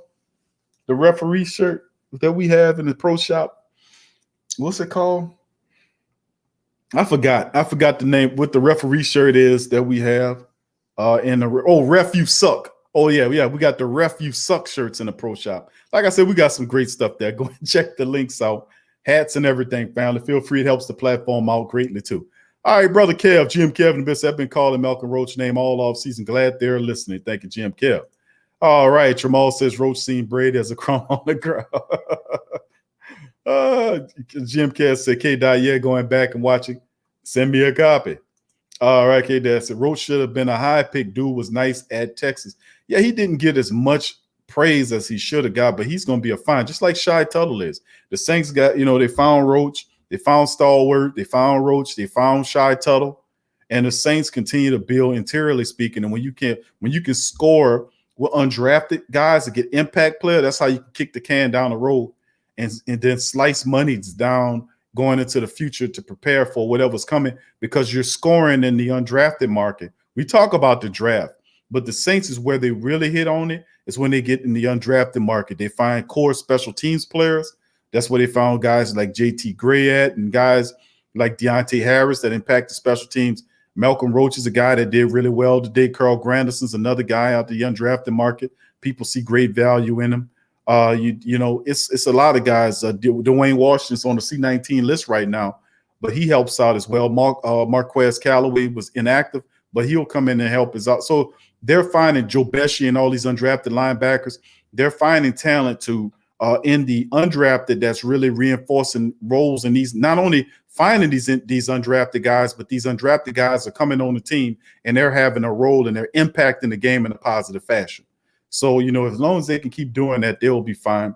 And big ups to you. Hold'em Hookem says our strength in our run defense, the secondary is better. That's just a plus for now. Secondary, I was happy for the secondary. Marcus Williams had a pick. Janoris had a pick 6. Marshawn Lattimore shut down Mike Evans. And only time Evans could get a touchdown was when he beat Demario Davis to the back of the end zone for that score. So, that's just something right there to take a look at. All right. Thank you. Also, thank you for that tragic 504 with the super chat. Say I predicted 34-20 Saints and Marcus Williams would make a play. Roach is why Rankins was on the trade discussion in the Clowney deal. Thank you, Tragic. Appreciate you, bro. Appreciate your super chat as well, my friend. Thank you, sir. All right. Let's keep it going there. And moving on. Remember, family, we got the link in the chat if you want to get on here and chop it up with Big Q. The link is in the chat for you to hit the show link. Hit that link and get on the show and chime in. I'll be with you guys Let's see, probably about around 9 o'clock. So if y'all guys won't get on there, you got about a little less than 30 minutes to hop on there, family. And as we recap the Saints win, man, absolutely loving it, man, loving it. All right, Jasper says, y'all see that K41 new grill? Yeah, he got the $75 million. He can afford it now. All right, K. Dot says Kevin recorded it on Hulu. All right. Let's see. Let's keep going. All right, Jim Cass, I got that. Been mooching. All right, let's keep it going down here to the chat here. All right, let me see here. Rest of the family members. Brother Tramal says Brady wanted to cry. We don't wipe no tears down here. This ain't the AFC East, Mr. Brady. TB12. And he was doing some fussing and some cussing, boy. I tell you what.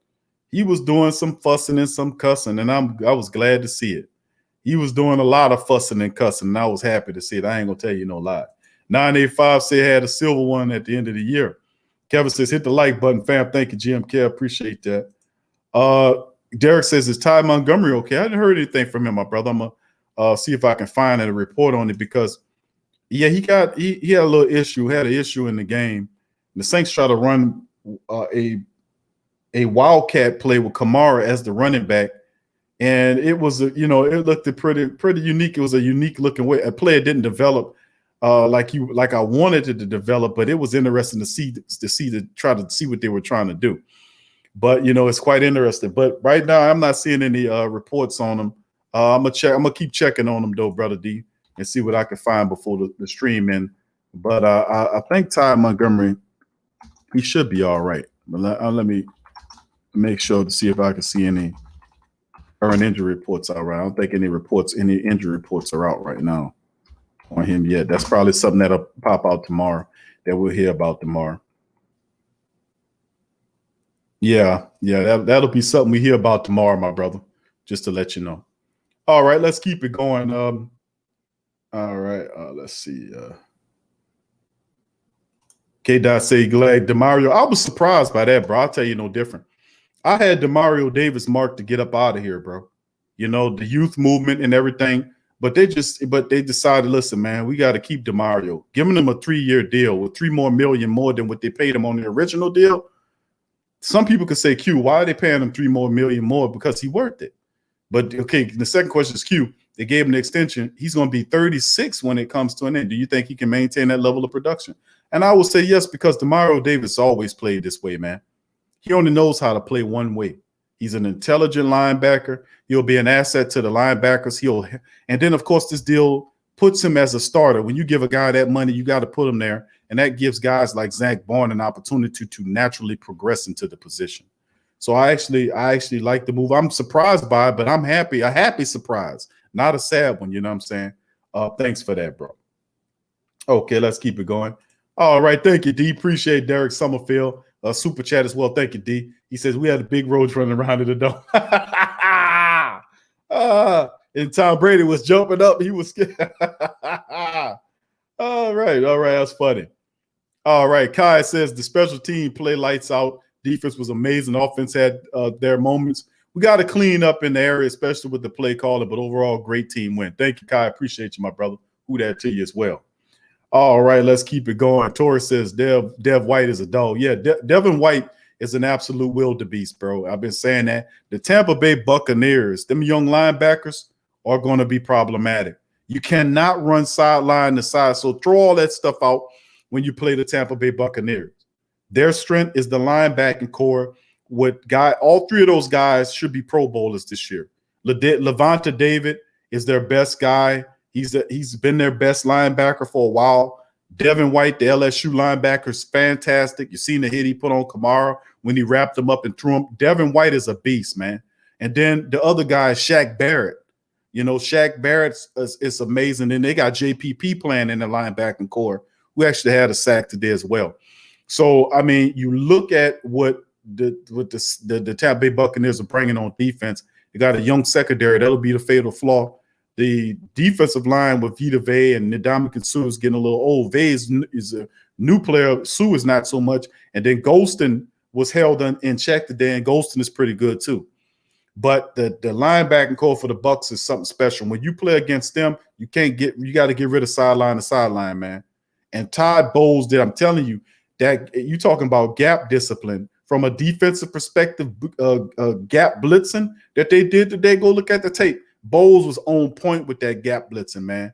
He did a really good job today, and those linebackers reacted really well. So, man, telling you, they got something special with those linebackers, man.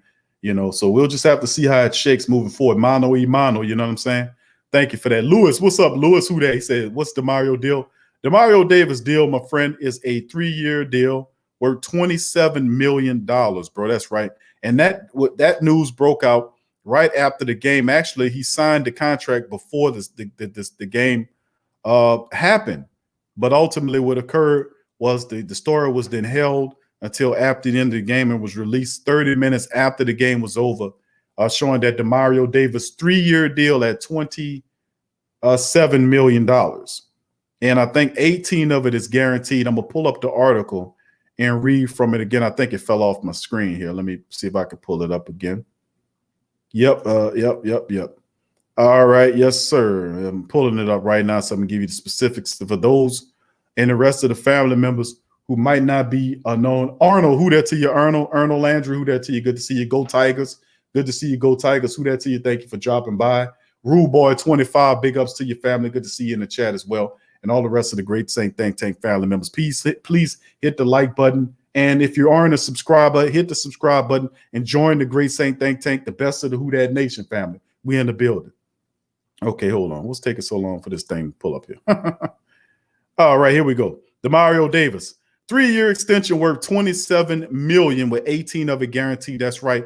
And then he has an incentive, a Pro Bowl incentive of $500,000 if he makes the Pro Bowl. So for those who hadn't heard, the Saints re-signed, extended Demario Davis. So you had Alvin Kamara taken care of on the offense for the duration of the next 5 years, and then you add Demario Davis along with Cam Jordan for 3 years, $27 million, and 18 of that contract is guaranteed for the rest of the family members.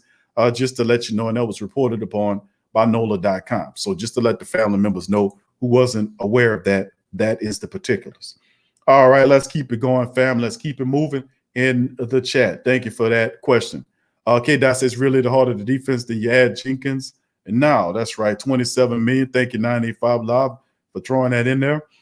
Jim Cass said, bring another cornerback in. I don't trust Patrick Robinson. He looking shaky. He had a play today where he had a penalty against him, but that was a bad call, man. That Patrick Robinson penalty was a bad penalty by a bad flag by the referee. Patrick Robinson was looking at the football and made a play on the ball while looking at the football. He wasn't pulling the Ken Crawley or PJ Williams where he was looking straight at the guy and had his hands all pouring all over the guy without looking at the ball. PJ was actually, he did the proper technique. He turned around, located the ball, and while he was locating the ball, he was looking at the ball and making a play on the ball as it come in. That shouldn't have been a penalty. That shouldn't have been a penalty. So in my estimation, PJ Williams, Patrick Robinson, he did a pretty good job today. Pat Robinson did a pretty decent job today, in my opinion, bro. That was a bad penalty, a bad call by the referees. All right. Trail says the guy, number 69, Marcus Hunt, he was all in Brady's face. They couldn't stop him. He blocked the field goal. Marcus Hunt that was one of the things that they brought him in because he did that before with teams that he played with, the Cincinnati Bengals. He's a 6'8", 280-something pound defensive lineman, massive human. And he came in and he bust through that line and blocked the field goal. You know, he's a monster to block, interiorly speaking. And just for the fact that he's 6'8" and has that long range, if you put him in there, he can fire in there and flail away and bat balls down. And the Saints did that today too, knocked a few balls down. So the guys that they activated before the game had two impactful plays. Marcus Hunt blocked the field goal, and Benny Fowler had a fumble recovery of a special team. Two big special teams plays by the guys they activated on the team before the game. So really big moves there. You know, that's what Tramal said. The Bucs have a good front seven secondary suspect. Very young. But those young cornerbacks, especially the dude that was guarding Mike Thomas, did a good job, man. It wasn't the three-named guy. It was the other guy. I think that was Carlton Davis. covering him. And Carlton Davis did a pretty good job on him today. Let me tell you what. And if you go back and look at the film, and I was looking at a little of it before the game, Mike Thomas only had 3 catches for like 16 or 17 yards. He'll do better in the second game and third game and whatnot. Once the Saints offense open up, they're going to focus on him. But once everything starts flowing, they're going to have to adjust. But to be honest with you, that little Carlton Davis guy played really well. Mike wasn't getting away from him. And that's why the windows were tight. And Drew Brees didn't have anywhere to go with the ball. If you go back and look at some of the film on Mike Thomas, that guy did a pretty good job. Now, he had help, but he played to the strengths of having that help with him. We're able to keep Mike minimized, and he had 3 difficult catches. And remember, Mike, one of his tough catches, he caught the ball, and the guy hit him right in the stomach. The help came in. So he earned every last one of them 3-ass catches he had. He really did. But I think hopefully Mike will be at a rough game, man, to be honest with you. Latavius rolled up on it. Didn't get his foot trapped under there. That was the main thing. It'll be a little bit sore, but he should be all right. And they'll put some healing to it and keep the swelling down and probably close to the thing. If he needs a shot, they'll give him a shot. Crass, who that to you, Crass? Good to say P-Rob comes in on the play. Flag shaking my head. That P-Rob play was a bad call in my opinion, bro. If you go back and look at it, he was doing everything he could do. He was looking at the ball. He just didn't come in there with a PJ Williams. He was actually looking at the ball. If you look at the play, Ernest says neither Brady or Brees looked good today. Defense kept both teams in the game. Our special teams was the difference. Thank you, brother Ernest. Who that to you as well? Thank you. All right, let's keep it going. Brother Donovan, what's up, Brother Donovan? How you doing, sir? He said, I hope Michael Thomas' ankle is okay. Yeah, he was walking around on it. I'm hoping he'll be okay, bro. You know what I'm saying? But if it isn't, we got depth, bro. We got some depth. You know what I'm saying? Like before, it's like if Mike's out, oh man, we got Ted Ginn Jr. Oh man, GQ, what we gonna do here? Not anymore, bro. We got good depth there. We got Emmanuel Sanders there. Traquan Smith actually looked pretty decent. As you can see, Sean Payton letting him have some more reps this year. Benny Fowler's a veteran who can come in and help. Deontay Harris was playing in the special teams, had a nice catch there as well. So you can see the Saints using, of course, you could throw Alvin Kamara, Taysom Hill, Ty Montgomery. You got guys that you could throw in there if Mike needs to sit down because of that. We don't need to force feed him in there. You get me? So that is depth is good at the wide receiver coach. The best I've seen in a while. But I don't anticipate him missing any time, Brother Donovan. Who that to you? Thank you, my friend. All right, Brock says, Brees had 2 seconds to throw. Tramal says Bowles a good decoy, but not a good head coach. I don't think anybody could be a head coach in the Jets, bro. Remember, he took the Jets job, bro. He took the Jets job, bro. He took the Jets job. Nobody wins up there. They just suck up there, bro. And they stupid. They hired Adam Gase to be their guy. And Gase is just a numbskull, bro. He's a Three Stooges guy. Woo, woo, woo, woo, woo, woo. And then on eye gouges and woo, woo, woo, woo, woo, woo. You know, yak, yak, yak, yak, yak, yak. That's who Adam Gase is. He's a complete utter moron up there. All right, let's keep it going, man. The Three Stooges side effects. I'm gonna have to get my side effects back in there, fam. I'm gonna start getting it back like I want it. All right, let's keep it going here, man. Let's get on down here. Venom Rage, good to see you in the chat as well. DJ Who That 504, what's up, fam? How you doing, my brother? He said, I know somebody told Brady this ain't the AFC East down here. That's right, family. Who that to you, my brother? And that's right, he's soft, man. He's soft. He's soft, bro. And he was out there cussing up a blue streak. You should have seen him, bro, cussing and saying every F-bomb you can imagine. I'm like, this dude here is cussing and fussing and spewing and all kind of stuff. Just had him all over the place, and I'm happy to see his stinking tail mad coming on up in here. And what happened right after the post game, bro? And I just watched the post game just to see what they were going to say about Tom Brady's Buccaneers. And you know what it was? It was just as I said it was going to be. Just as I said. They got on there and started saying, Tom Brady, listen, Tom Brady, you know, he did this. His game, he wasn't all that bad. But you're going to see the Tampa Bay Buccaneers. They're going to gel. They're going to start gelling down the line. They're going to start. And I was like, after that, nobody said nothing relative to the Saints winning. The Saints put up a 40 burger. The hell with the referee taking it down. I said it was a 40 burger. Put a 40 burger up on their favorite son, Tampa Bay's Tom Brady, Tampa Bay, or whatever you want to call him. Put up a 40 burger on this team, bro. And then all they could do is sit up at the end of the game and talk about Tom Brady getting his rhythm together. Really? And they are so stupidly blind to their bias. It's ridiculous, bro. And I'm so happy that there's a sports coma, bro, and a great Saint think tank, bro. I'm so happy because if that's all we had was to sit up here and wait for them to tell us the truth, bro, we'd be all blind mice around here. Thank you, DJ Who That 504. Much love to your fam. Thank you.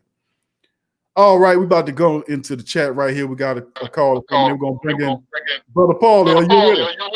What's going on, Q? I'm doing good, man. How you doing? I'm doing real good, man. Surprise, surprise.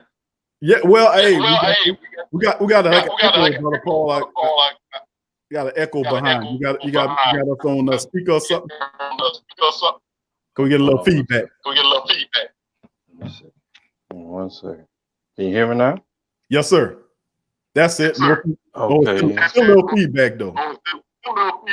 Still a little feedback. Hold on. Let me see. I might have to turn it down. So, is that better? Yeah. Let me see that. Same thing, Brother Paul. Still doing me that? Yeah, still giving me feedback. It's like I'm on speaker. Oh.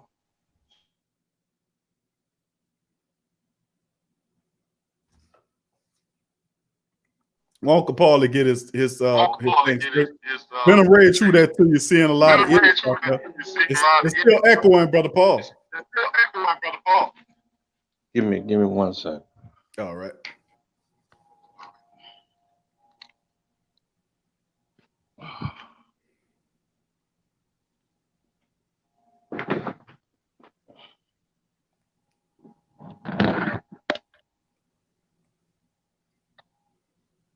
Can you hear me now? Yeah, I can hear you. Okay, whatever you did. Can you hear me now? Yeah, I can hear you perfectly. I'm echoing in the background. It's echoing? Yeah, it's echoing. Every time I talk, I echo.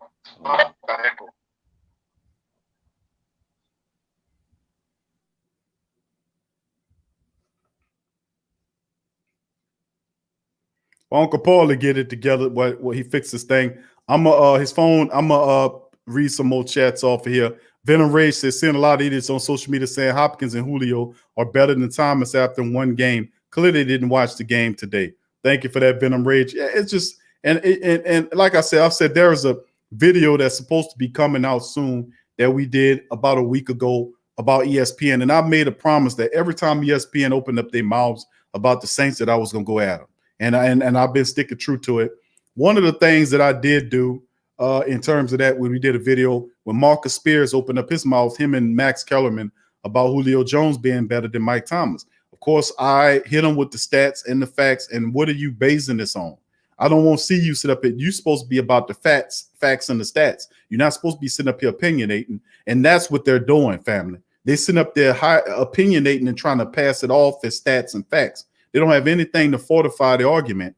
And that's why I was hitting them hard and looking at it. And the stat man had on the screen. Now, I covered this on a TSC Q&A for the Patreon family and the YouTube members. They might have already seen that. We did it, but we're going to take a piece of that video that we're talking about. And that's what's being done. And we're going to put that out there. That's going to be done next week. I promise y'all, we're going to get that out. You know, it's some other projects I've been working on, but we're going to get that out. But that's one of the things that we was talking about, family. It's just absolutely insane. How could you put Mike Thomas below any of those men for the 5 years that you comparing their 5 years versus his 5 years versus their last 5 years? He's clearly beating those men. It's not the disrespect to the men, but you know, it's just a compliment to his work ethic and what he does. He works harder than those guys. He's more available than those guys. He's doubled most of the times. And he doesn't catch deep balls like most of those guys do. The compound their stats. Most of his stuff is done. His work is done inside of 30 yards, and he's dominating those guys like that. They're terrific. Don't get me wrong. They're just not better than him. You know, it's not a disrespect to be lesser than Michael Jordan if you're Dominique Wilkins. I'm pretty sure you asked Dominique Wilkins, who was my favorite player growing up. It wasn't Michael Jordan. I wasn't a Michael Jordan fan growing up. I like Magic Johnson growing up. I like Dominique Wilkins coming up. I like Dr. J coming up. You know what I'm saying? People like that. I wasn't really a Michael Jordan fan. I thought he was a bit of a what. But I never discounted his greatness. But you think of any of the great players like a Malone, a Stockton, or Mitch Richmond or Bernard King or any of them other great players, Ro Blackman, Dan Aguirre, Isaiah Thomas, Clyde Drexler, any of those guys who were great players, David Robinson, any of those players, if somebody tell them that they were better than less than, or they were great but not greater than Magic Johnson, Michael Jordan, they would take offense to that. Absolutely not. It's levels to all of that is what I'm saying. And he's better than those guys. It's better. They're great, but he's greater than they're great. It's just what it is. All right, let's bring back Brother Paul again, see if everything all right. Hey, Brother Paul, everything okay? What's going on, Q? Can you hear me now? Hey, bro, whatever you did, it worked. There is no more echoes. It worked? It worked. I had to go into the little settings and switch it over. Okay. Well, okay, Brother Paul. Yes, Good. First and foremost, bro, thank you for chiming in, brother. Much love to you and Yearn on this fantastic big win over, well, not big win, but anticipated win over the Tampa Bay Buccaneers. What is your thought process on the team today? I said it was a team win. A lot of the family members are happy about it. They said the offense, passing game looked a little off. That's to be expected, being that it's the first game, and we knew this. We know the Saints lose the opening of usually the opening week, but then come back and bounce back with a series of wins. We open it with a win this time. We beat the Buccaneers. We open up on a good foot. What you think about it today? Well, like I said, I had picked Tampa Bay to really win this game, and the reason I was thinking that way, Q, is because I didn't know or didn't think the defensive tackles were going to play. The defensive line, to me, out of all the positions, played the best today, and that really surprised me. I thought Tampa Bay was going to come out there and run the ball with Fournette, try to pound it, but they came out throwing, and we saw the results at the end. Tampa Bay offense really didn't get no steam till right there at the end. That really surprised me. Dennis Allen pulled one on me today. I got to admit it.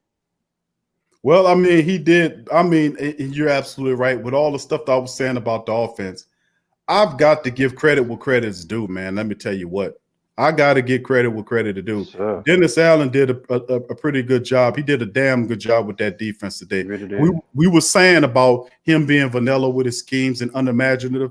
He came in there today and he called the right plays. He called them at the right time. He was blitzing. Our blitzes weren't getting to Tom Brady because they were doing a pretty decent job of swallowing up, but we did enough to force Brady to throw incomplete, badly thrown balls just to evacuate, to get the ball out of the pocket. They were throwing incompletions behind and ahead as they were not synced as well. So I have to give Dennis Allen, you're absolutely right, a lot of credit for what happened today, no doubt about it. Yes, sir, man. That one play where Henderson had that clear, he could have lit Tom Brady up like a Christmas tree if he wanted to. But he to me, that's the softest sack I've ever seen. Because he really could have blew him up. Because Tom Brady had no idea he was coming. No idea. Right. And I really just was surprised. Secondary still had some fluid with Patrick Robinson and Marcus Weaving. He got the interception. They still was some blunders back there. But it's the first game and they're still trying to get it together. But I was really impressed with the defense. Everybody did something besides Cam Jordan, you know what I mean, as far as pressuring and trying to stop the run. Everybody kind of stepped up. And Q, if they do that game in and game out, the defense is going to be okay. What you think? Yeah, well, you're absolutely right, Brother Paul. I think that's a tremendous sentiment, man. And, the defense was fantastic, man, in terms of what they did. I was very happy to see what they did. I liked with the pressure, because one of my biggest concerns for the team was whether or not the defense could be able to would be able to provide pressure from the opposite, because Cam's going to do what Cam's going to do. We know Cam's the man. Cam's going to step up and he's going to do what he got to do. But my issue was whether or not you have a guy like Trey Hendrickson or Carl Granderson or any of them other guys will be able to step up and do what they have to do from that other side. And let me tell you what, Granderson and Hendrickson both had sacks today. They had pressure from that side. Malcolm Roach came in and helped out. Marcus Hunt even came in and helped out. He had a blocked field goal. So I got to give credit to the reserve defensive linemen who's answered the call today. When Davenport went down, those guys came in, stepped up, and not only did they provide rush, but they did a damn good job of covering the run too. So I got to give credit where credit is due to Dennis Allen, to Trey Henderson, to Carl Granderson, to Marcus Hunt, to Benny Fowler, and the rest of those guys for stepping up on the defense, because we knew this going into the game when we talked about it this morning on the TSC virtual tailgate, and yesterday when we covered the Alvin Kamara contract, and of course Friday as well. As we talked about the Saints, we knew the Saints offense, passing offense, wasn't going to be in sync because it never is the first week, 2 or 3 weeks. And you don't usually see that until the third or fourth game of the season. Then you start seeing them click. But usually the first game, they would make some mistakes. But I'm glad to see there were no turnovers. We didn't turn the ball over. You see what I'm saying? We had them to turn them over. We forced 3 turnovers from Tampa today, family. We did not turn the ball over at all today, and that is a plus. And as long as we can do that, we're not in rhythm, but we're not turning the ball over. We're not making too many mistakes, and we running the ball effectively on third and short plays or short plays. Period. You seen Sean Payton put Latavius in there 15 times. He got little less than 15 yards. Murray did it today. But Murray was hitting on the first down, and I'm telling you that. And then that was really nice and great to see that, because when did you ever see that happen? Never. That's true, Q. That Murray running wolf that Tampa Bay defensive line. I was surprised at that. I didn't think that was going to happen. And then two, we won the penalty battle. And what I mean by that, they got more than we did at critical times, and that was key too, Q. Right. I don't know. They kept trying to, time Brees' cadence. He kept getting them to jump off sides. In a big game like that, every yard counts. Every yard counts. And so, but my thing was, I kind of still felt like Brees was still trying to force it to Thomas at certain time. He was. But he don't have to do that this year. He got some other options out there. And he's gonna have to trust those other guys, Q. I don't see no other way. What you think? Yeah, that brother Paul, that's perfect, because you're absolutely right. And that's what he was going to do, because that's what he was accustomed to doing. When you put him back out there in that regular season game, he's going to automatically sink back to what it was last year, and he's going to go to that old comfortable place, which is Mike Thomas. Right. But as you can see, as the game he started to panic when it wasn't float, the passing attack wasn't flowing. He started looking for Thomas, started to panic a little bit. Right. But I'm glad he threw that to Kamara and got, just spread it around. He's going to have to do that. But right. You get the mindset, Q, is hard to get out of it, but he's going to have to do that if we're going to be successful. What you think? Absolutely. And that'll happen. That'll organically happen right on time, bro. Trust me on that. He's going to go through those progressions. He's going to trust Emmanuel Sanders. Sanders had 3 catches. What was it today? Let me make sure here. I won't say 3 if my memory best served. Emmanuel Sanders had 3 catches. 4, he had 3.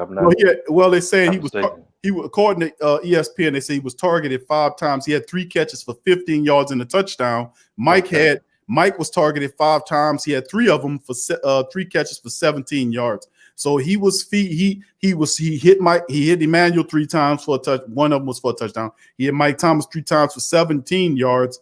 And then he was able to find Kamara 5 times, 51 yards and a touchdown. And he found Jared Cook 5 times for 80 yards. So Jared Cook was the guy he was going to as well. So, I mean, he's fit. And like I said, this will become the share the wealth offense, or AKA the Oprah offense, as I call it, where you get a touchdown. You get a touchdown. It's only a matter of time before it happens, bro. When he cycles through and get it, and it's going to open up. Trust me on that. Who that to DJ? Who that? DJ Who that? Let me get this right. DJ Who that 504. Who that to you, family? And thank you for your super chat, bro. He says, Q, Emmanuel got his first catch, and Caster's talking. Yeah. He says, Caster's talking. Yeah, I thought we would see more. I told my girl, watch. He catch a TD. This ain't the AFC easy East. Thank you, that DJ. Who that 504. Much love, brother. And thank you for your super chat. And thank all the family members for your fantastic super chats. Thank y'all, brother. But you're absolutely right. Emmanuel Sanders will fit, like I said, he got 3 catches for 17 yards and a touchdown. Mike got 3 for 17. Cook had 5 of them for 80 yards. Kamara 5 catches. Taysom had 1. Traquan had a catch today. So you can see that she's trying to get a familiarity with the people around him, and that takes time. And Drew Brees, and I'm telling you, since he's been here, it takes 3 weeks for him to sink in. About a 4th week, you're gonna see that offense firing like it usually do.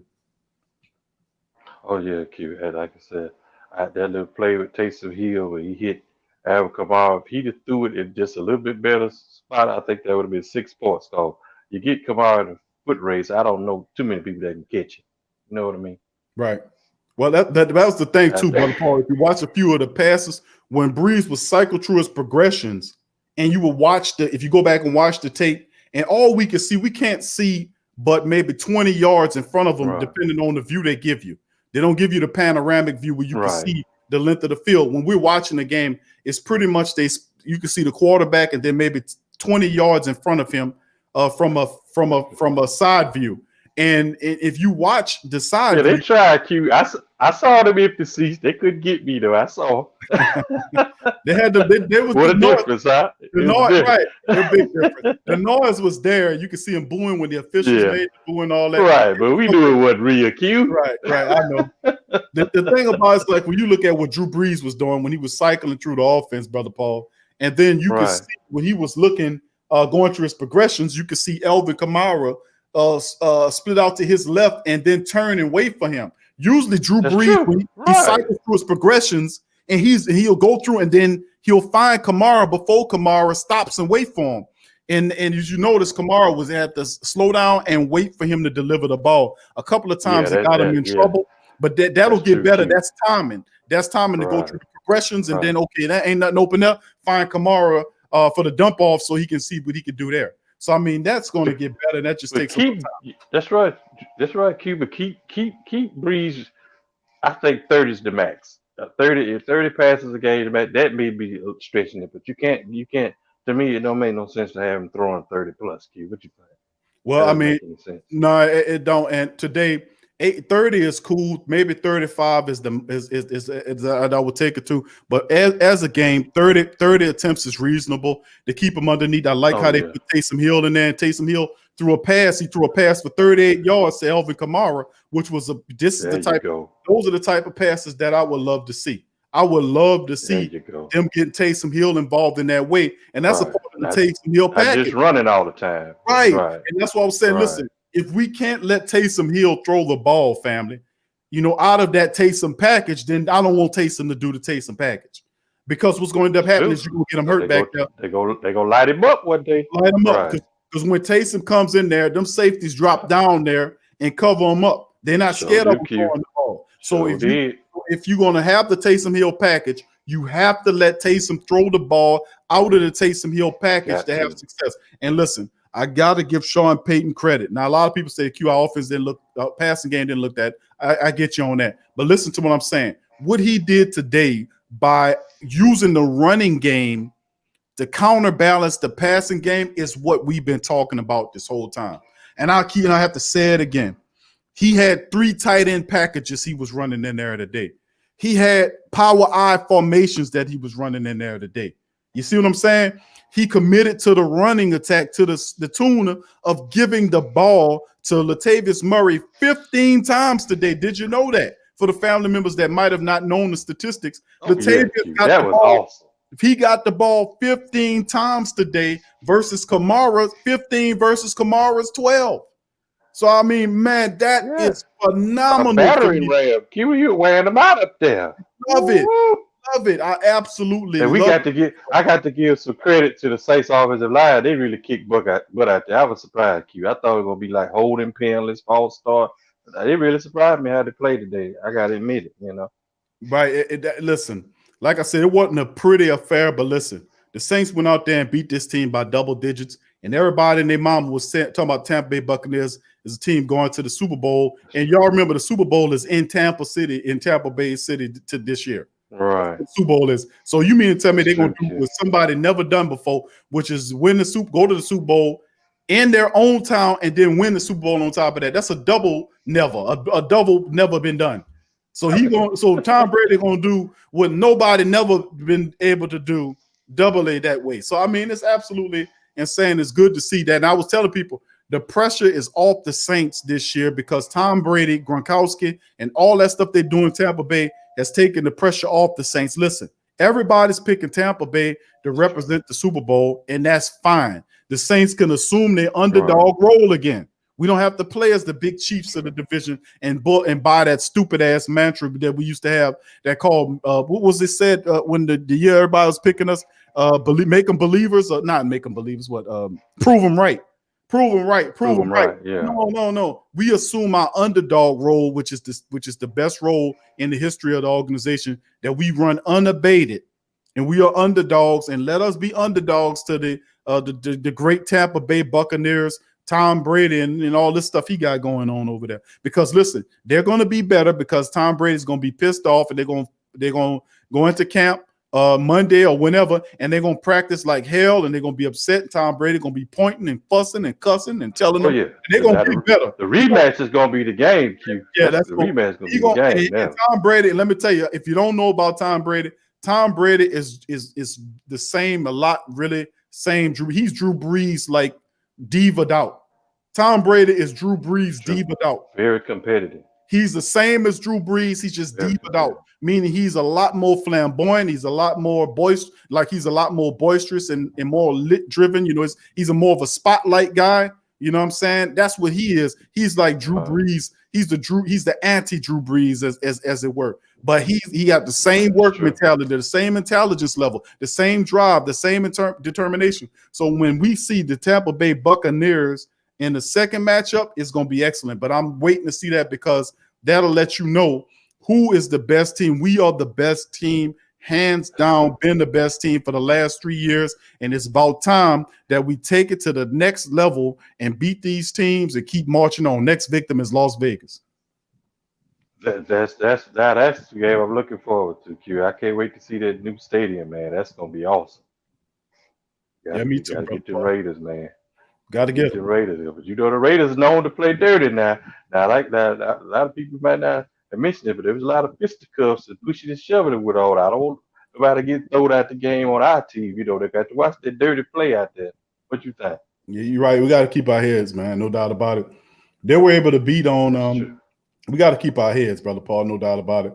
They beat. I'm glad the referee pulled our people out. You know, because they got kind of tested a couple times. You know. Right. They scored. They beat Carolina today. They beat Carolina today, 34-30 in Carolina. So they're feeling good about themselves. I expected that. You know, Bridgewater get the baptism of by fire. Now he the guy. You the guy. You can't look around. You the man. You got to do it. You don't, you go be on the bench. That's just how that goes, Q. Right. No doubt about it, bro. No doubt about it. But you know, Jameis Winston, you saw him coaching on the sideline, Q. He was telling some secrets over there. Yeah, he was. He was giving up some tendencies. He was telling some stuff, boy. Mm-hmm. He was telling them. Who says if Lutz could kill, man, he know he was hard. I tell you what, I wouldn't want to be on that plane at Tampa Bay. Oh no. Right. Somebody got a good cussing out. Oh yeah. You better believe it. Tom you know Brady. How he is. He was cussing on the field. I know he cussing on the plane. I know he chewed his offensive line out. I bet you that. Man. I know who got that cussing, that old line. Good grief. Yeah. It's all good though. It's gonna make it better. And I can't wait for a rematch. We glad we came out on top. I didn't expect it. Like I said, I thought Tampa gonna come out and jam Fournette, just keep pounding him. And Fournette had some good runs, but he never broke into the secondary. And I was glad to see that. Anzalone did pretty good. He didn't get hurt, so that's one good thing.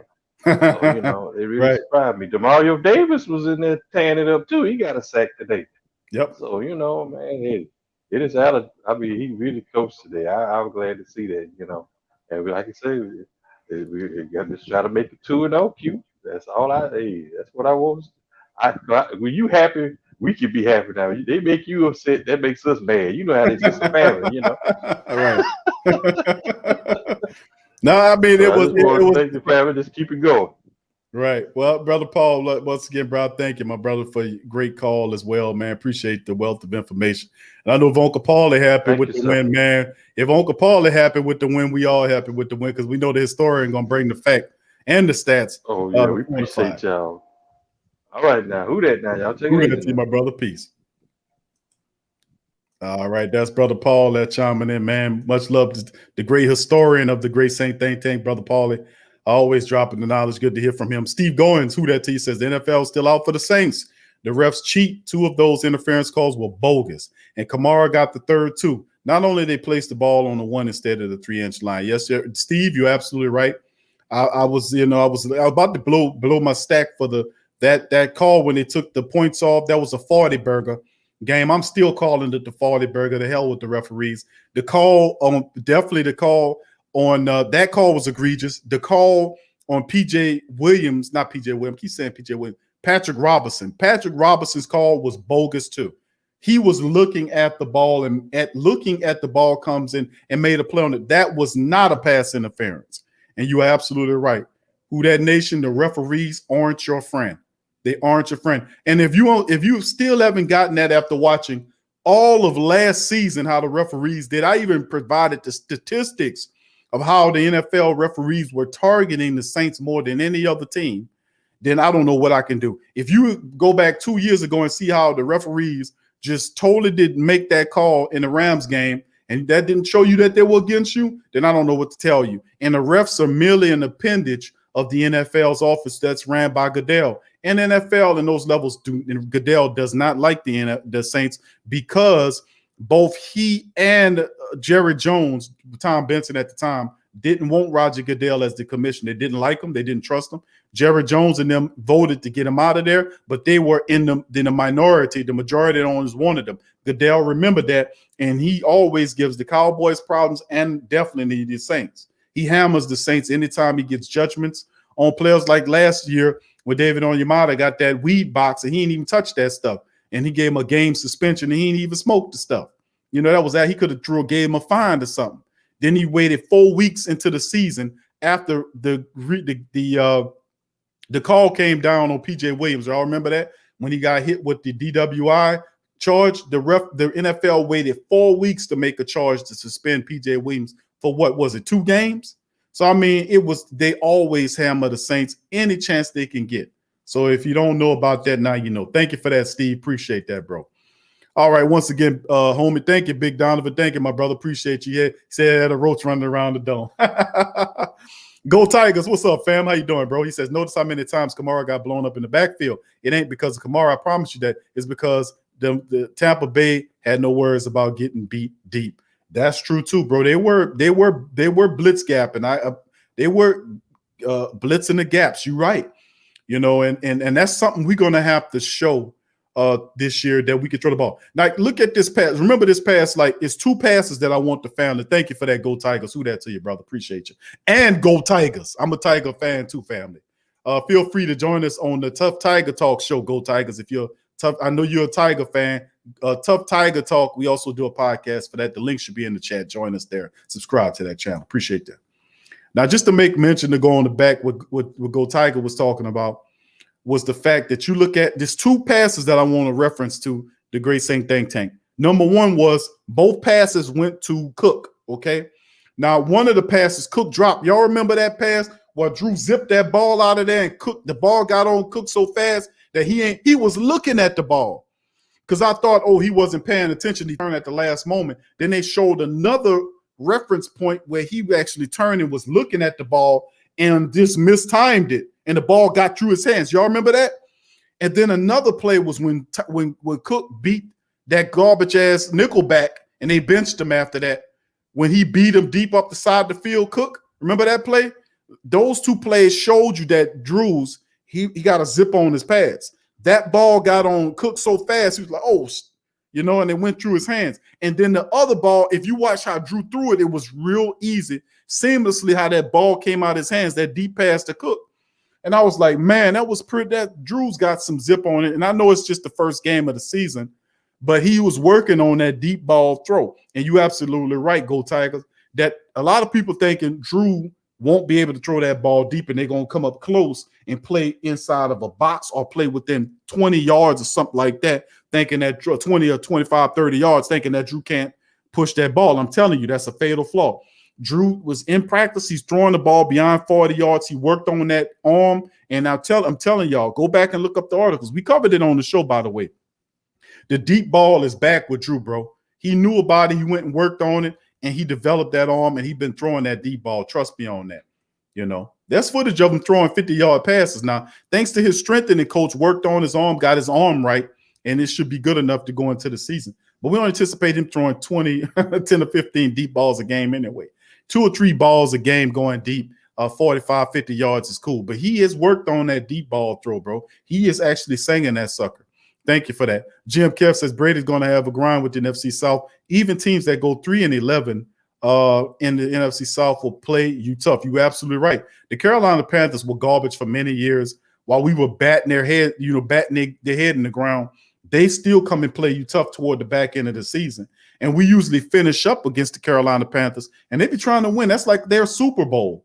They be trying to get, so yeah, you're absolutely right. And of course, when we were dominant in the NFC South, last year you split with the Falcons, who were garbage. So even though the Falcons might be garbage against other teams, they play you tough. They come for you. So, you're absolutely right. This is not the AFC East least or whatever the AFC least. This is the NFC South where they mean business. Where we hitting for real. Thank you for that, Jim Kev. Rude Boy 25. So what's popping, Q? What's happening, Rude Boy? How you doing, fam? Good to see you in the chat, my brother. Appreciate you. Brother Ernest says, glad to see someone notice that. All right, Darrell, we got some smart people in here, bro. Brother Darrell, how you doing? Darrell Freeman, who they said my Demario jerseys came in right on time because Demario signed that 3-year extension, bro. So you get to swear him for a whole nother 3 years. So that's big ups to you as well. All right, let's keep it going. All right, Derek says we pick it back on the birthday wish, bro. All right, okay. All right, thank you for that. Once again, thank you for that. Go Tigers. Ramsey says, wow, Q, that was a power eye formation sighting today by the Saints. I know, bro. I've been saying, man, the Saints need to go back to bully ball. Haven't I been saying that? Bro, I said the Saints need to go back to bully ball. They need to go back and they need to start running the power eye formation, the power eye. And Sean Payton put the power eye out there today. And I was like, what? They lining up in the power eye. The Saints is in the power. And I was like, man. And then the whole Latavius running the ball. He was in the game early. He was in the game late. And then he was mixing Kamara in there. And I was like, man, look at this in here. The Saints are blah, blah, blah. I'm like, man, that is absolutely phenomenal. And I just appreciate the hell out of it, man. Really, I did. I mean, I enjoyed that, man. And I just want to see more of that. Keep that with you. And when the offense opens up finally, don't go away from that. Mix that power pack offense in with that running game for the summation of the season. That's what I'm talking about. Brother Paul says Saints got to work on that O.J. Howard wide open TD catch. Yeah, that's one folly that I recognize that I think that might have been on Caden Ellis, if I'm not mistaken, because he was in the trail position. And the guy just got behind him wide open. That should have never happened. But credit to the Saints. Not too many of those plays we've seen happen from the defense. The defense was pretty much disciplined today, besides that blown coverage for a touchdown. They were pretty disciplined today. I got to give it to them. But yeah, you're absolutely right. Of course, they're going to focus on that in practice, by the way. They're going to definitely focus on that. All right, family. Let me keep going down in the chat right here and read a few more of your comments there as we keep going. All right. He says, I don't know what we could do, but if Drew can't stretch the field anymore, it's time to find someone to come. Just being real. I love Drew just as much as anyone else, but he ain't going to get it done. Like, I got you, Go Tigers, bro. I understand you, my man. But that's what I'm saying. I think he can still stretch the field. We're not calling on him to throw it 5 times a game deep. But you seen the packages when you see Taysom Hill come in there and he threw that deep ball. The Saints are going to do that.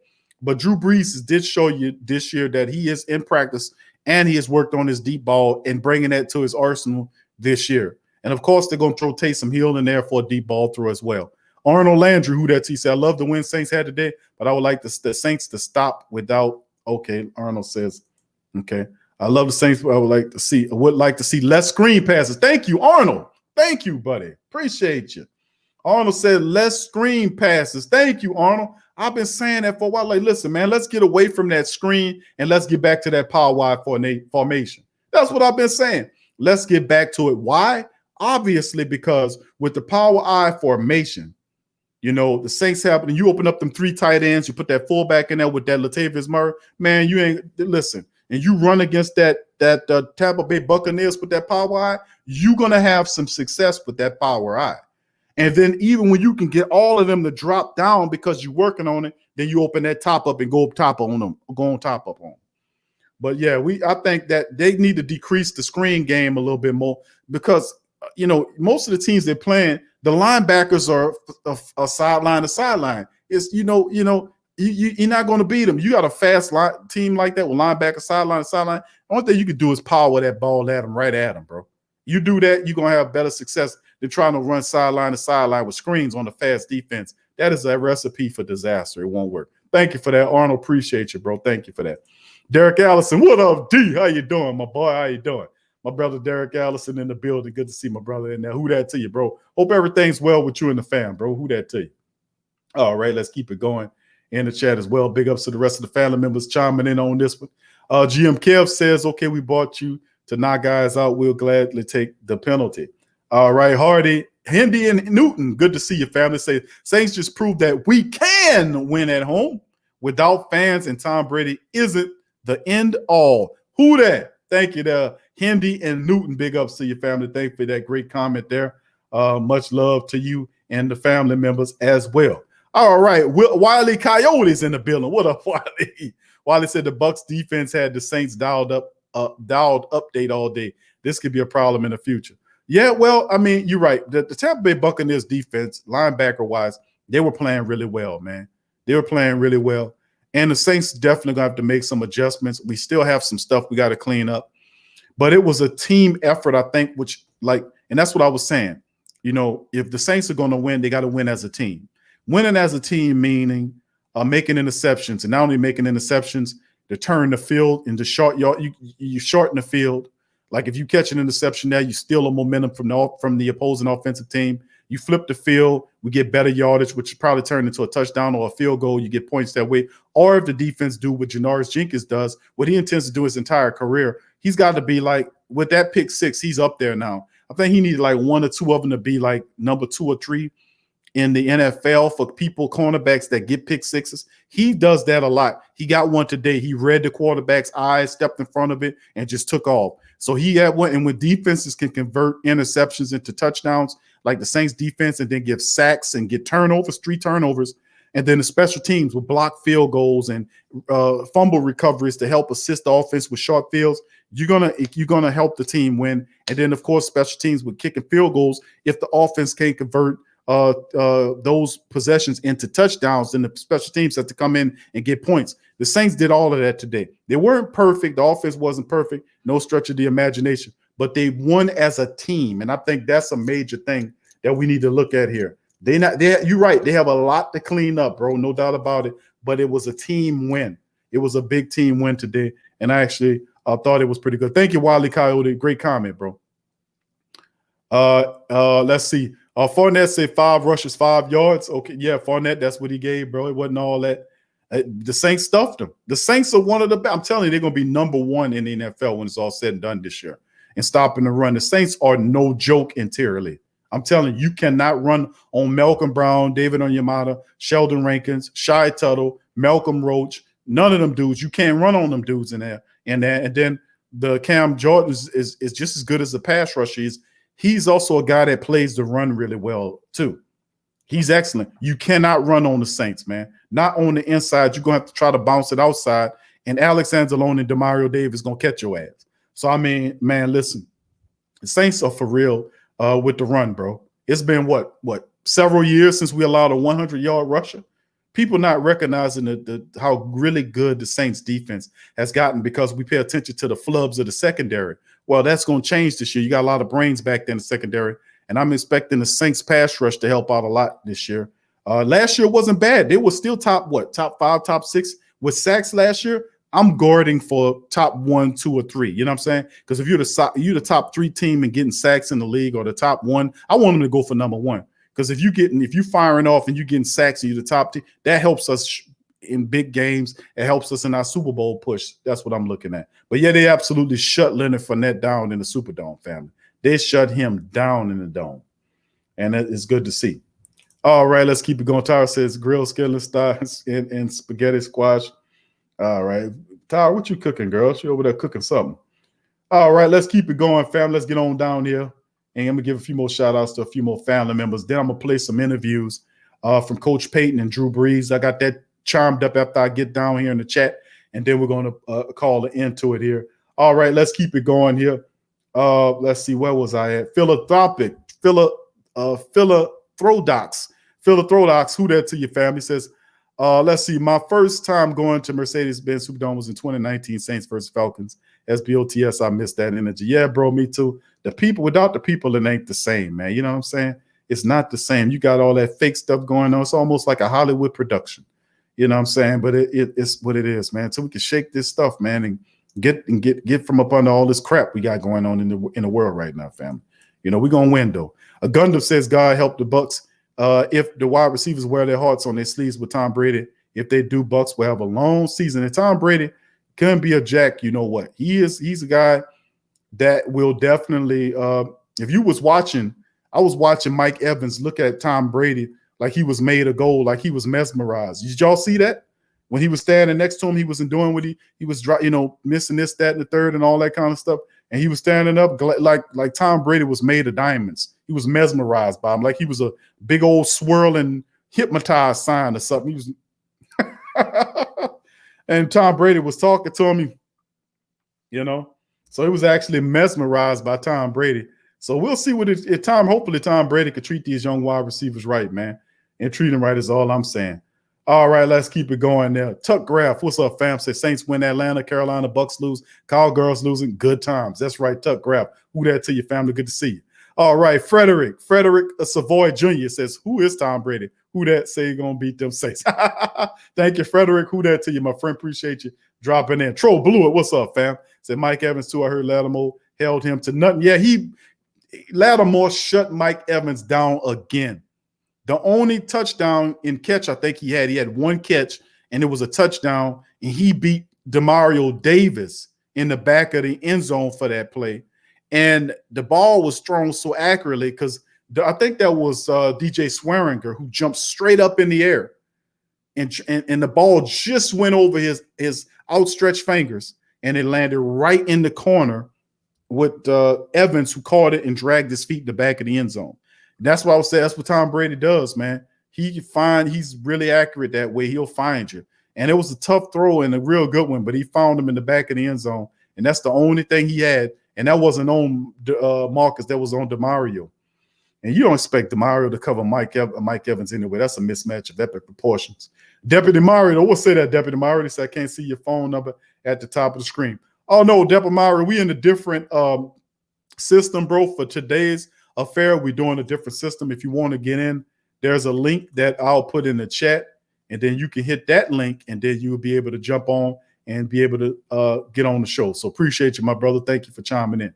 All right, Chris Rook says, Q, what about them Saints? I know, Chris, big win by the Saints, a team win. It wasn't perfect. A lot of people saying it wasn't a perfect, beautiful win, Q, but it was a team win. They won as a team today, bro, and I'm proud of that. Jason Thomas, who they say, sorry, I had to get the pick of my call. Okay, thank you, Jason. Appreciate you, bro. All right, Frederick says, refs just dirty. I was pissed off on the call against Lattimore. Evans should have got a flag. Also, that is true. And I didn't like the real bad call was the one at the end, man. You couldn't tell the difference, man. And usually when it's close like that, you have to have information that's saying or something that you see that's drastically giving you the ability to change your mind to make the play change. That didn't happen. They didn't have no information. You couldn't tell one way or the other, and it was too close to call. But like I keep telling you, if it's too close to call, it's going to go against you. And I knew it was going to go against us because they took 10 to 15 minutes to go up there and look at it. And then that some going to come back here and say, the guy just reversed. It's just Jerome Booker, dude, whatever he is, wherever they got this fool from. Oh, the call is being reversed in this, but I'm like, fourth down. I'm like, shut up.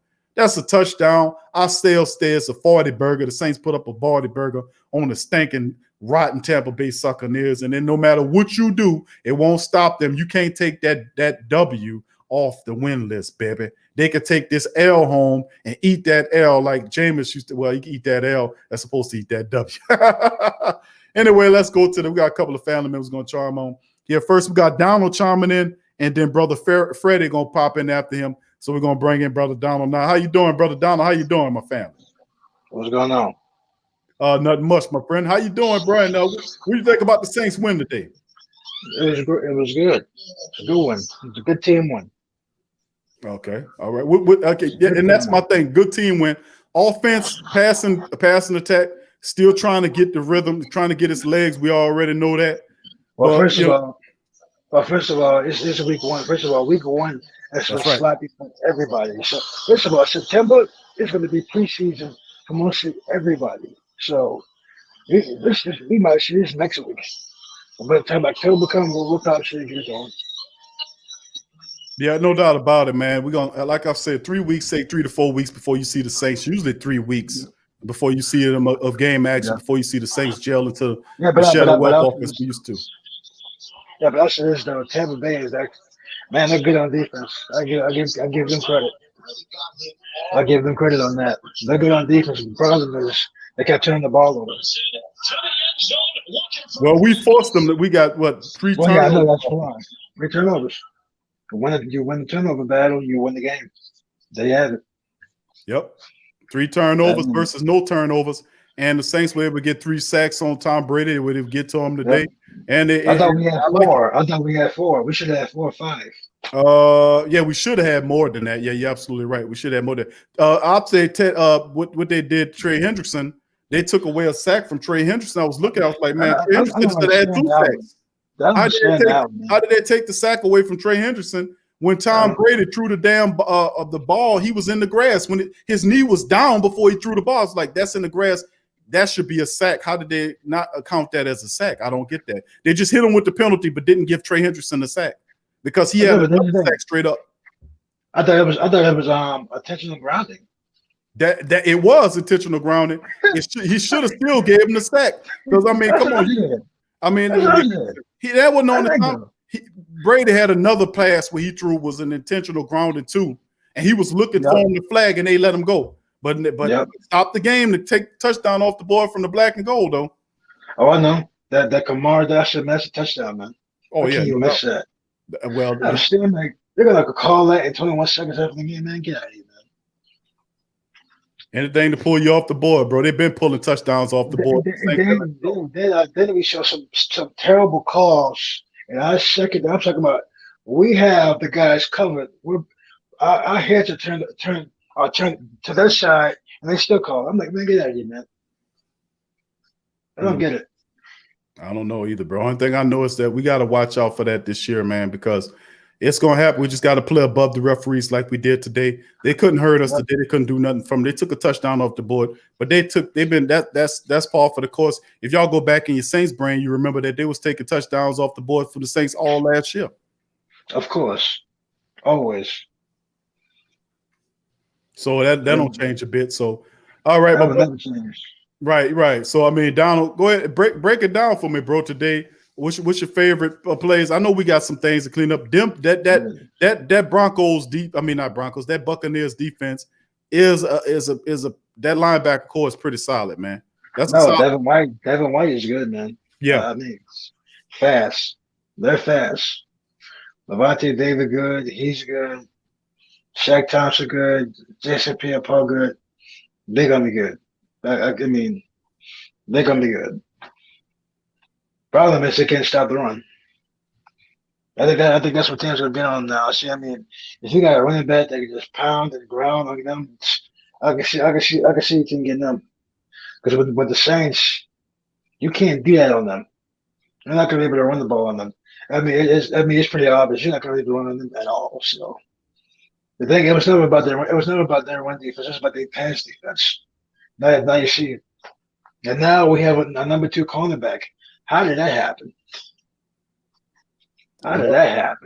Now we have a number 2 cornerback, man.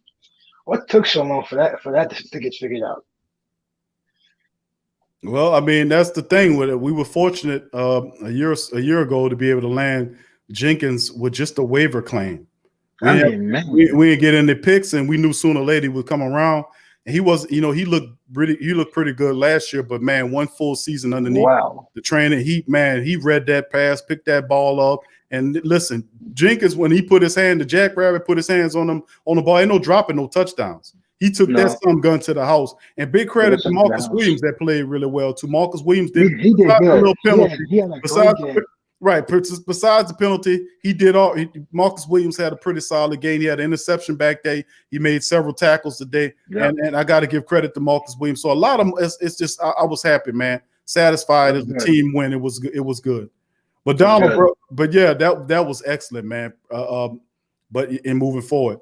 But what I got you got one more thing to say, my brother. I'm gonna move on to Freddie. Behind you, then got some more people. Alexander Loney, he had a great game. Yep. Malcolm Jenkins, he could have had a sack and an interception in the game. He missed those. I'm like, man, you gotta get that one, man.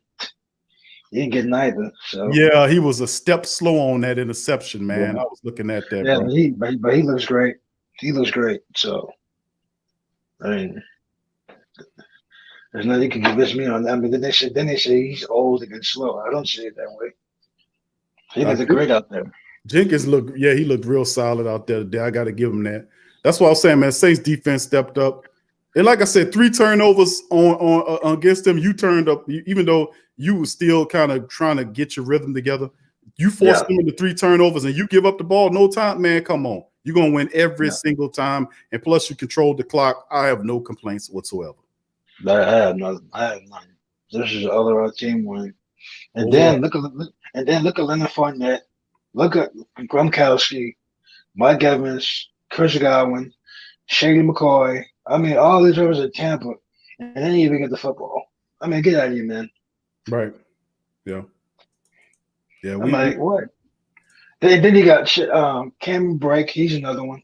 I mean, it's just that they have all these weapons. Well, who's going to get the ball? That's the question. That's what I said, bro. I never understood these super teams in the NFL. I've seen it too many times. What makes it so different from this team? Well, I mean, the thing is, Tom Brady is considered the GOAT. He this generation Tom Brady, and he got a lot of followers behind him that are pushing that narrative. That Tom Brady, wherever he goes, Super Bowls goes with him. And he's in Florida now, in Tampa Bay, the city where the Super Bowl is residing. And people are thinking that's not even going to happen. That's not going to happen. Oh yeah, we know it ain't going to happen, brother Donald, because we're going to stop that from happening. We're going to shatter that whole little myth they got running out there. Right. Brady's in the NFC now. People keep saying that, and he gonna get it sooner or later. He gonna get it sooner if he ain't got it already. You're gonna get it because he got to play Carolina next week, and Carolina actually had a good game today. At least they competed. Yeah, they did. They almost won it. Matter of fact, they took control of the game. They almost won the game. Almost won it, and they came back. I mean, Las Vegas came back and beat them, but they came back in that game. That's right. Yeah, but I mean, but Teddy, he's still on to the ball too much for me. That's his problem. That's something I hate about him. He gotta get rid of that ball. No, he ain't gonna. That kills me. Right, he's a little too conservative, man, at times. Yeah. But Donald, thank you, bro, for chiming in, bro. Thank you, people. But thank you, my brother, for your call. Have a good night, man. Have a good night, man. Who that to you? All right, that's Donald, man. Appreciate Donald. We're gonna bring in brother Freddie. Brother Freddie in the building. What's good, Freddie? Wow. We got to win there, Freddie. It was ugly, but pretty at the same time. Well, talk, dude. What you think about it, Freddie? We got it. Well, we won in all 3 phases. We forced 3 turnovers. We didn't get a ball up. We made a few mistakes out there. We got to clean up some stuff, no doubt about it. But it's week 1. It's sloppy football, but we scored. We put up 34, beat the team by double digits, bro.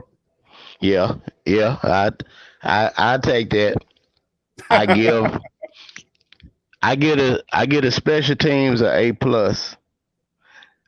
I get a defense A-, and I get an offense a B.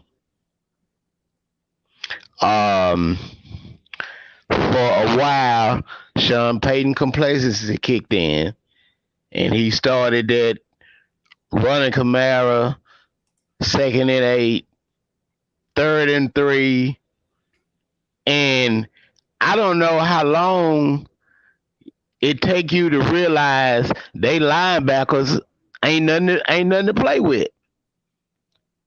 And for a minute, he kept on with the same old, same old. Every time Murray ran the ball 4-5 yards, I said, running back to back, and we can get a first down just off Murray. And I don't know if somebody said something to him or he had a moment of clarity, but he switched it up, and we prevailed. Right. He made the adjustments, bro. I mean, and you've seen it wasn't going, when you seen that series stalling out. And I was like, I don't like this because this is right around the time where if Tom Brady can inspire his team to make a move, they can get back in this game. But the defense was unrelenting. The defense kept the pressure up. The defense made plays to kind of to kind of help the offense out right there, even getting a touchdown, interception, and putting 6 on the board for a defensive touchdown, and then eventually Drew Brees and the Saints were able to get on par, and they kind of stretched this game out. But it was good to see the defense hold, and eventually they made the correct adjustments so they can move back around. But Trey Hendrickson, to me, was the guy I was like, man, Trey needs to step up. Trey looked real good out there. And I got to give a lot of credit to what the Saints did as a team, bro. I got to give them that. The team went all around the board, and I was satisfied. Now, you're right. They got a few things they got to look at. But overall, bro, I love the team win. Yeah. And, hopefully this going to teach them to work as a unit. You know what I'm saying? And, I ain't really, I think Marcus Williams tired of you talking about him.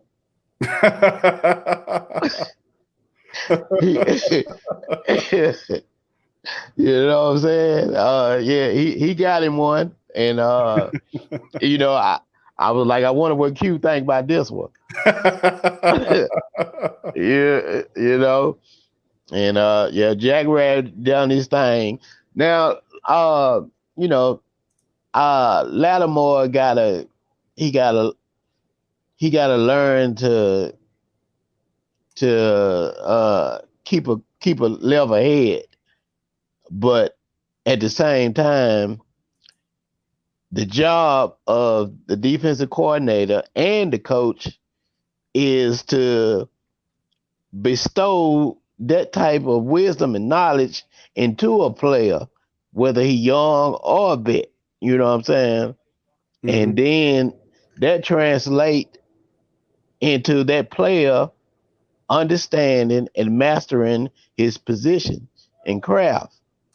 So I'm kind of I don't know. I kind of got mixed emotions with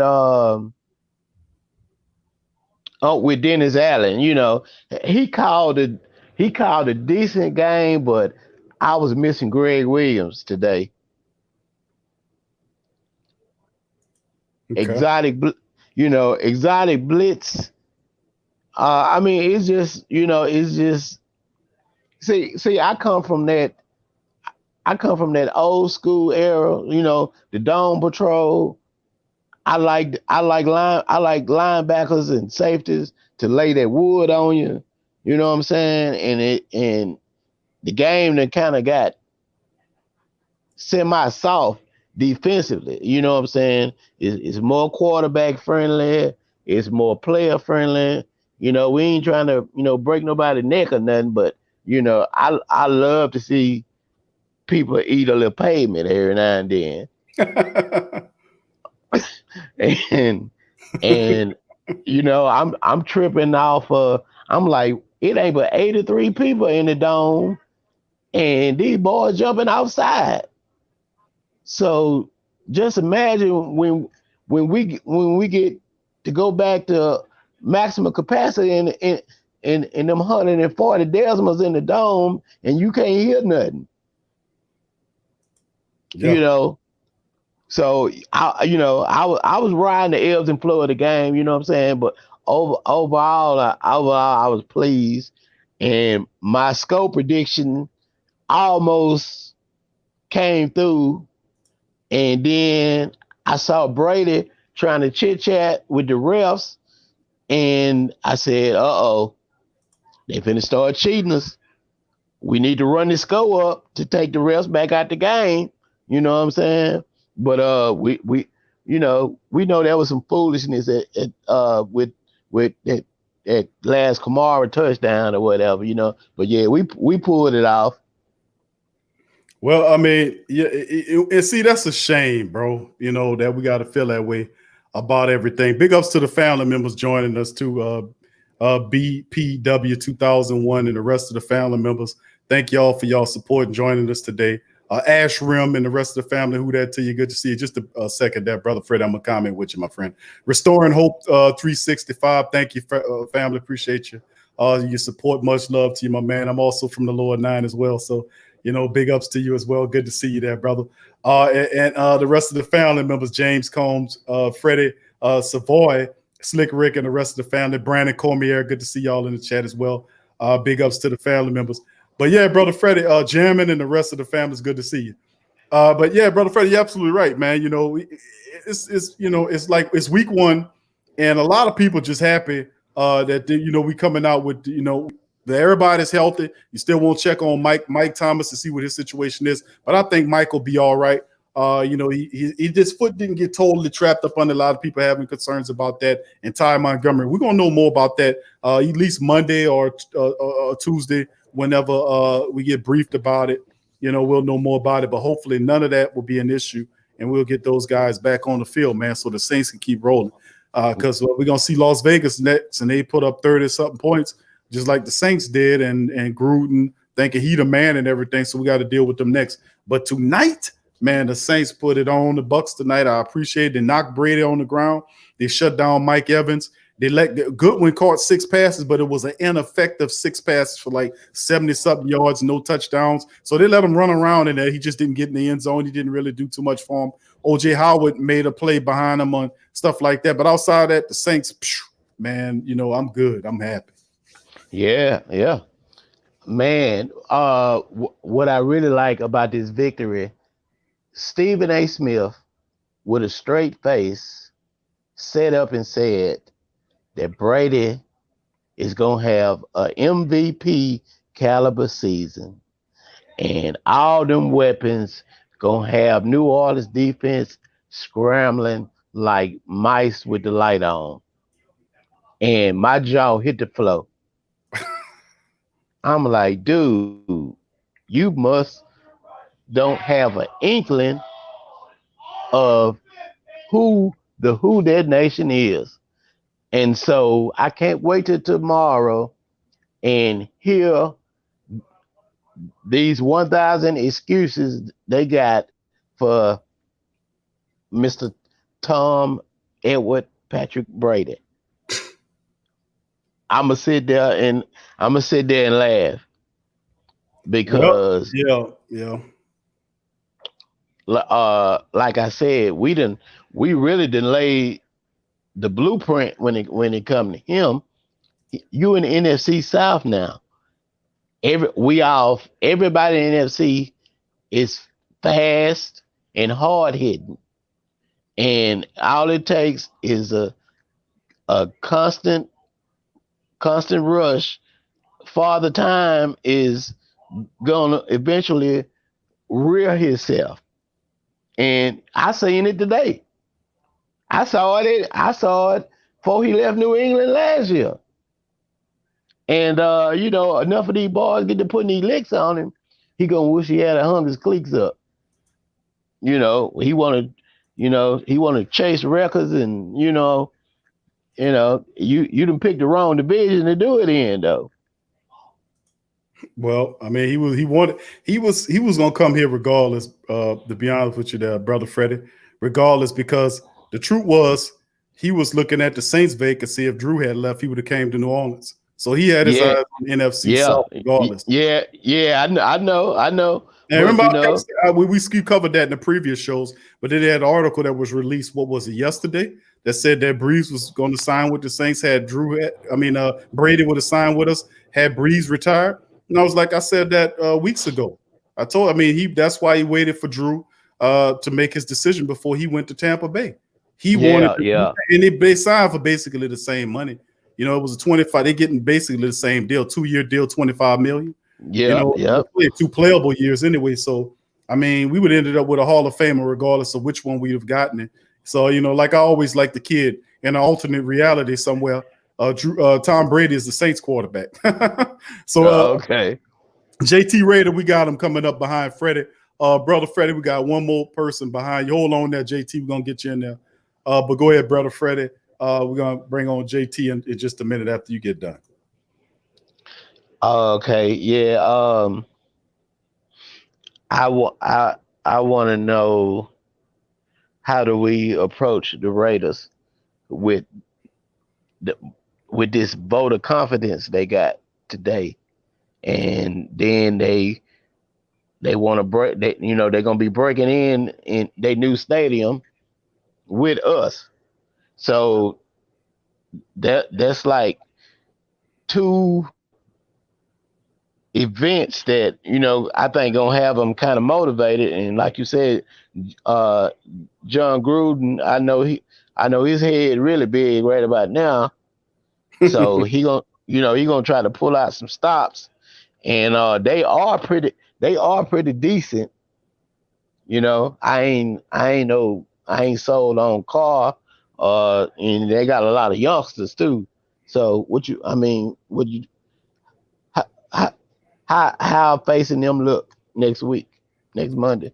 Well, I mean, they're interesting, man. They're it's a lot of youth there, man. But they like to score. They like to move around a lot. They have a lot of youth and a good mixture of veteran leadership there. So Gruden likes to pound the ball. He has a hell of a running back to pound the ball. He got big physical wide receivers, a really good tight end there. The offensive line is okay. The defense likes to move around too.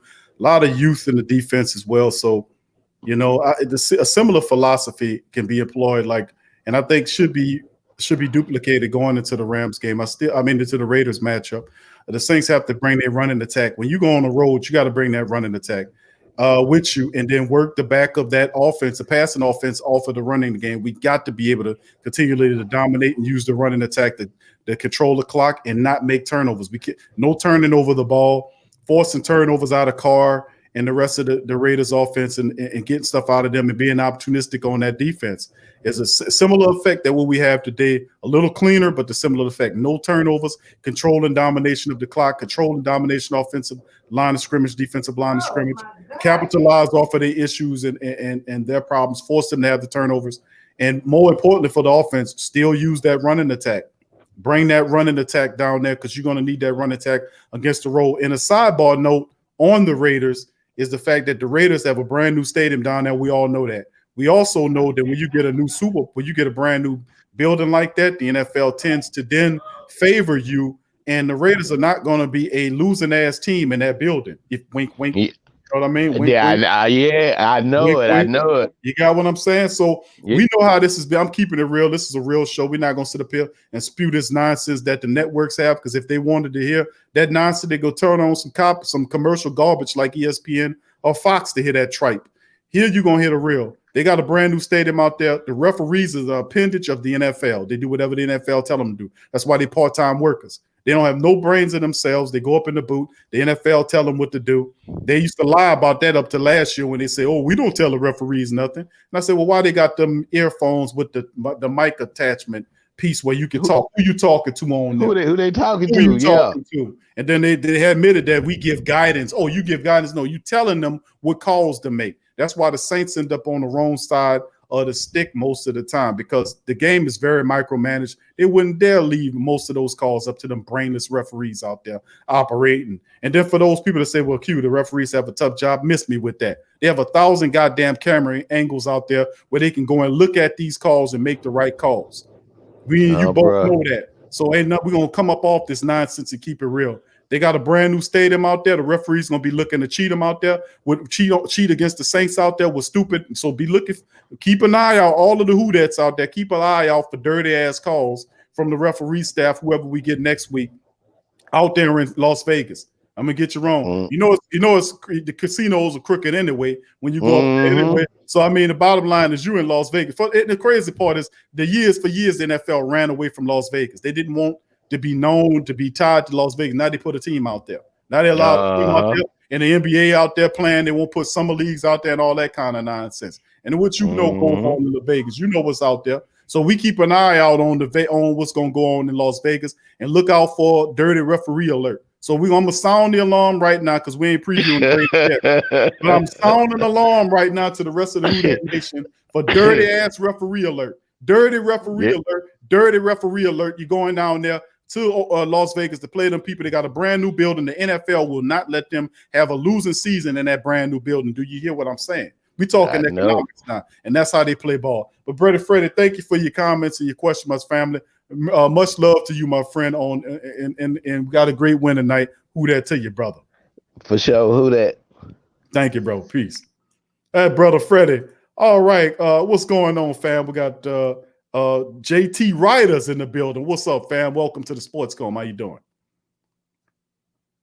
JT, are you with us?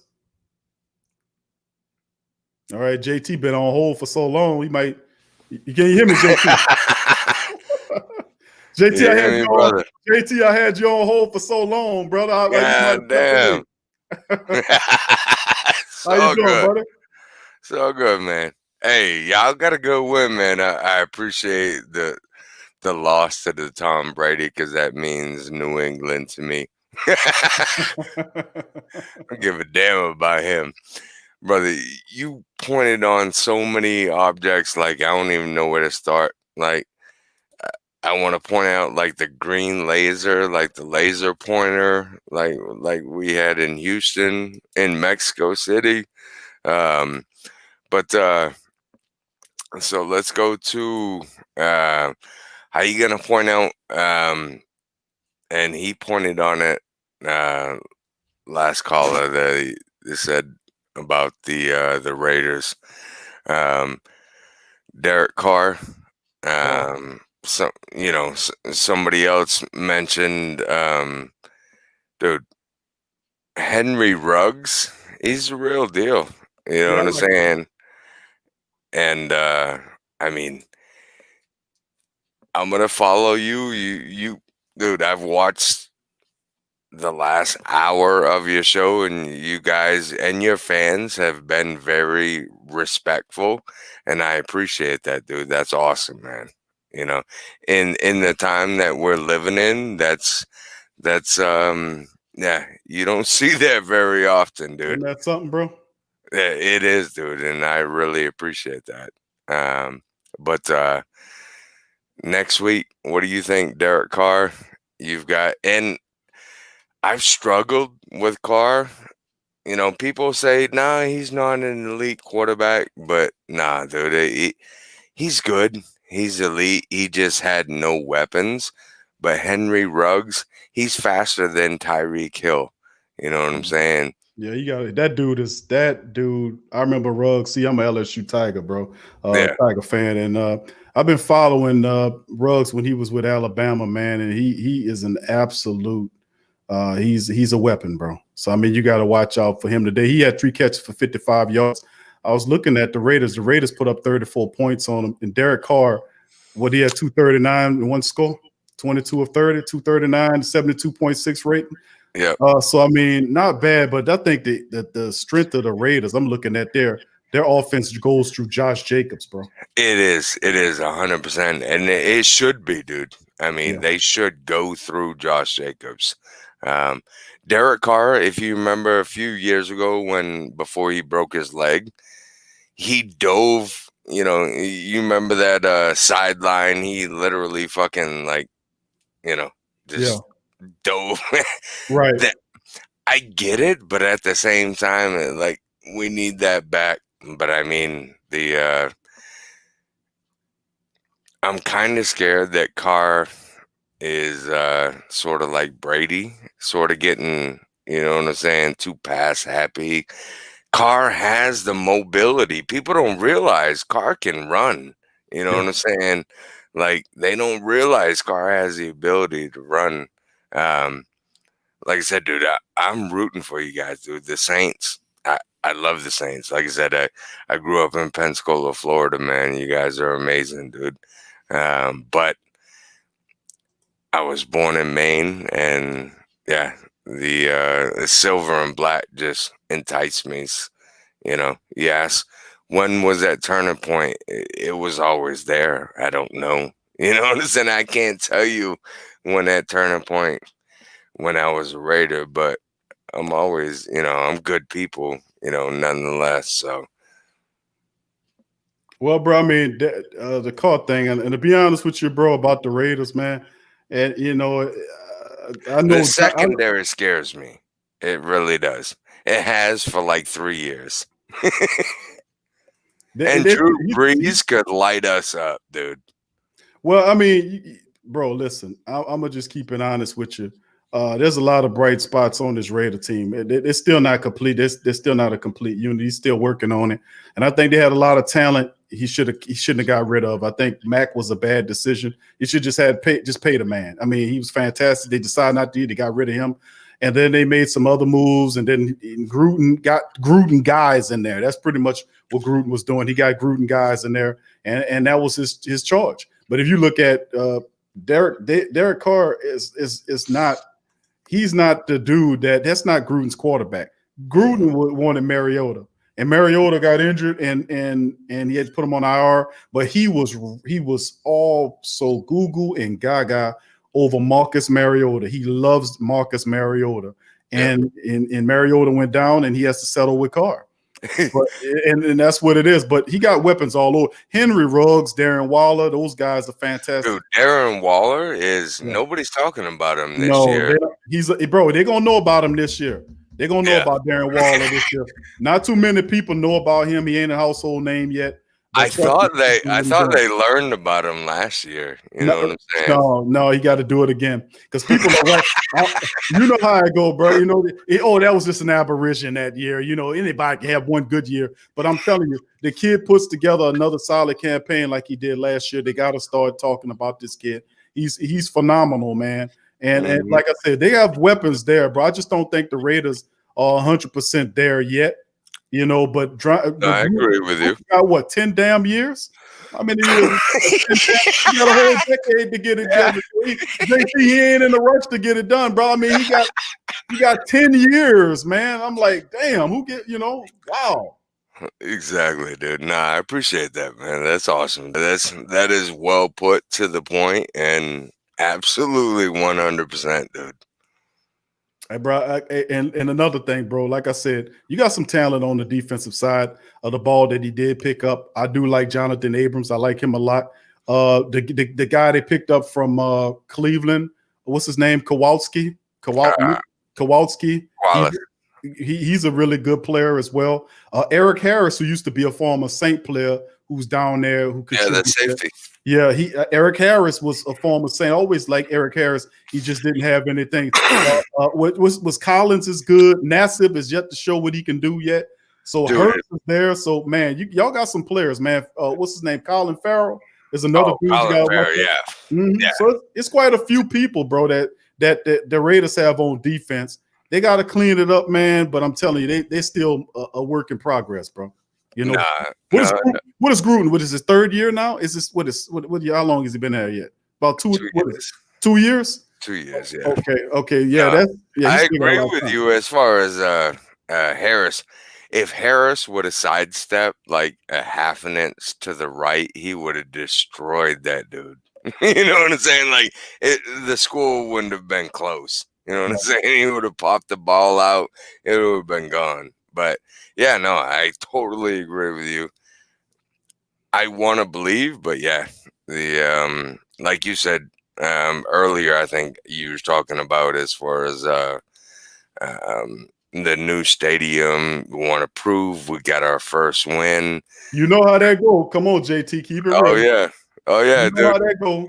It's I know exciting. that, but JT, listen, JT, you know, most people not going to say that. That's what makes, you know, our show a little bit more different than others because we keep it real. We Right. know when you get what was it? What cost that? What was the cost for that stadium? Almost $1 billion. What was it? What was it? Man. No, there's like 2 billion, Oh my 2.7, I goodness. I think. done undersold you by $1 billion, bro. I think it's amazing. But you think My they're gonna boy. have a stadium like that, bro? And they're gonna let the Raiders lose? Absolutely not. Absolutely not. You paid $2 billion for a stadium on the strip, and you mean to tell me they're gonna let the Raiders? No, ain't no doubt about it. The Raiders gonna make the playoffs. Listen, JT, you hear it. If you didn't hear it from me, you heard from here before. You didn't hear that before. You're hearing it from me the first time. The Raiders are gonna make the playoffs, bro.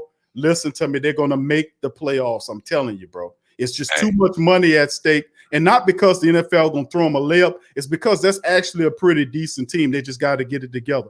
But I'm gonna keep it real. At the head of the snake, Derek Carr is not Gruden's handpicked quarterback. Marcus Mariota was the guy that he really wanted to turn the keys over the bus to, but he got hurt. And I don't know if he's done for the year. I know he's on the IR right now. I don't know if he's done for the year, but they settled for Derek Carr. And Carr is not a bad dude. He's just not he's not Gruden's guy. Right, but I'll tell you, 22 out of, or I think it was 22 out of 30, right? Was it? Oh man, I don't remember. Dude, it was 22 out of 30. He was dotting them up, dude. I'm telling you, this year, Derek Carr, because everybody's talking shit about him, he is about to light it up, dude. You know what I'm saying? Like, yeah, 22 out of 30, JT, you right. 22 out of 239. He had a touchdown. Yeah, no sacks, so 107.5 rating. Josh Jacobs, what, 3 touchdowns? 3 touchdowns. Y'all got your hands full next week, dude. You know what I'm saying? I know. Like, Josh I didn't watch the game. I just watched the highlights because I fucking hate Tom Brady. And so I don't, I live in Maine, bro. You know what I'm saying? It's fucking goddamn Patriots country up here, and I drive a Raiders car with Raiders emblem all over it. So it's like the first hell all kind of ways. Yeah, dude. The first thing is we hate fucking Raiders, and then we hate Trump. What? Oh shit! You're a Biden supporter and a goddamn Raiders supporter. Burn his ass down. Well, bro. New England. I don't know what they're gonna do. What they're talking about nowadays. But yeah, you're right. Tom Brady is a dude, man. He come to the right division. He come to the reality check division, brother. We're gonna take care of business against him today. He was cussing and fussing and spewing and spitting and everything today, and they're gonna keep him going. We're gonna keep him spewing and spitting and cussing and fussing. He gonna bring the pain. He ain't gonna walk easy through. He ain't gonna have an easy walk down here. I'll make sure you're that on that, JT. That's awesome, brother. I really appreciate that, dude. Man, hey, I don't even know how I stumbled across your channel, man, but I am definitely a subscriber. I like the New Orleans Saints, man. Even though I'm a Raiders fan, dude, I got you, brother. You know what I'm saying? Like, JT, I appreciate you, man. I appreciate you being here, bro. Like we're saying, bro, I don't know, like if you like coming to this channel, bro, just to let you know, and you were saying like how you get so much, people get on you and they're respectable and everything. That's just how real who that family members are, bro. We have people that's Falcons fans that come here, Titans fans coming here. We have a few other Raiders people that come here. I mean, just about most teams that come in here just to kick it with us. And we're not even talking about their team. We might be talking about something else, but they just like the flow of how we are in there and how we deal with it. But man, this is just how it is, bro. We all one big family, and we keep it respectable. You know what I'm saying? That's just how it is, bro. Yeah, absolutely, man. Hey, and I appreciate it, dude. 100%, bro. Good luck to you next week. I don't even I'm scared, dude. Like, because I seen your defense picking off Tom Brady, but then again, like my bias against that fucking asshole is like, you got picked off, you dumbass. You shouldn't have thrown that. Derek Carr don't throw that. He gets the ball off in 2.6 seconds. If you can sack Derek Carr in 2.6 seconds, good for you. You know what I'm saying? all 100, dude. Like, if you can do that, do it. And we didn't have Trent Brown. Trent Brown was sidelined. We didn't have our big right tackle to run to the right with Josh Jacobs. You know what I'm saying? So, Right. Yeah, 100%, dude. I really appreciate it, man. And I appreciate you letting me talk on here. No, good, JT. Anytime, buddy. You won't come, and when you come on back, bro, after the game, and tell us and speak your mind on the Raiders, my man. And or when we do our shows, you're more than welcome anytime, buddy. Awesome, thank you, buddy. I really appreciate it. Thank you, buddy. Who that to you, and appreciate you, my man. And well, good luck with your team against my team coming up next week, bro. May the best team win. All right, that was JT. Appreciate JT chiming in, man. Chiming in from Maine. Good Raider, man. And once again, the Great Saint Think Tank impressed upon another person, another member of another team, the over, and like I tell people all the time, man, and I'm just so fortunate to know all of you fantastic family members, man, about what y'all bring to the table. And I've often, we call it the Great Saint Think Tank. And if you say, Q, why you call it that? Because, I really do feel in my heart of hearts that you guys are the greatest collection of who that black and gold minds on the planet. Not just that, but life, period.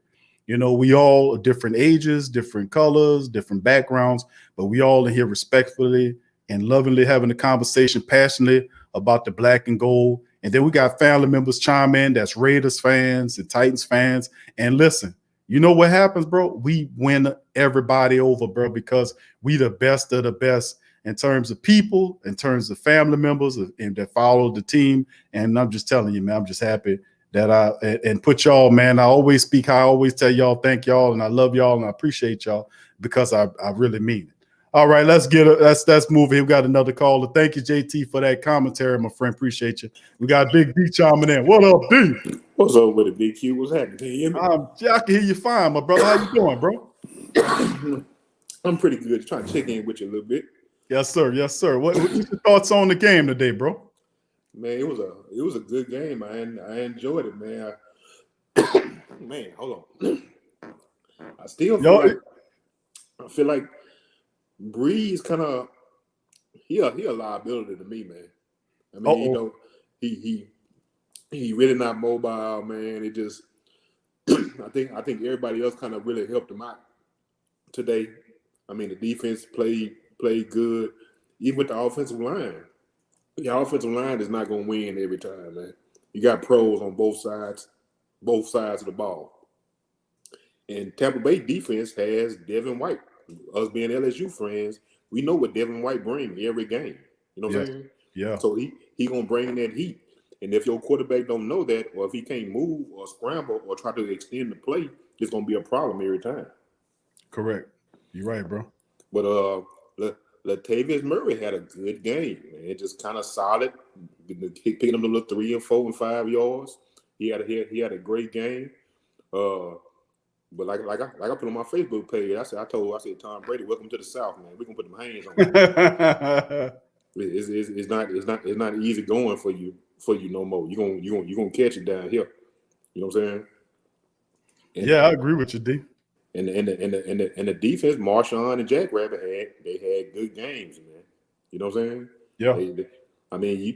Tampa Bay has a lot of offensive weapons, so I mean, of course, Godwin and the mother boys are gonna get open, but Mike Evans seems like he can't never catch a pass when every time he plays us, man. He out of there. And if they don't give him that when Marshawn got that penalty, the game probably worse than that, man. They got a lot of little lucky yards and stuff on us, man. But Henderson had a good game. You know what I'm saying? Everything looked good, man. I really enjoyed the game. That was a good game, man. Yeah, you know what, though, D, you're right, bro. Give me just a second, bro. Okay. Let me make a comment. And I'm gonna address some things because when you usually come on, then you get people churned up because you hit them with the Drew Brees thing. Yeah. So hold on, D. Hold on, bro. Go ahead, man. Restoring Hope 365, bro. Thank you for your commentary, my friend. Usually the number is how you would contact me, But on tonight's show, there's a link that's in the chat that is placed in the chat.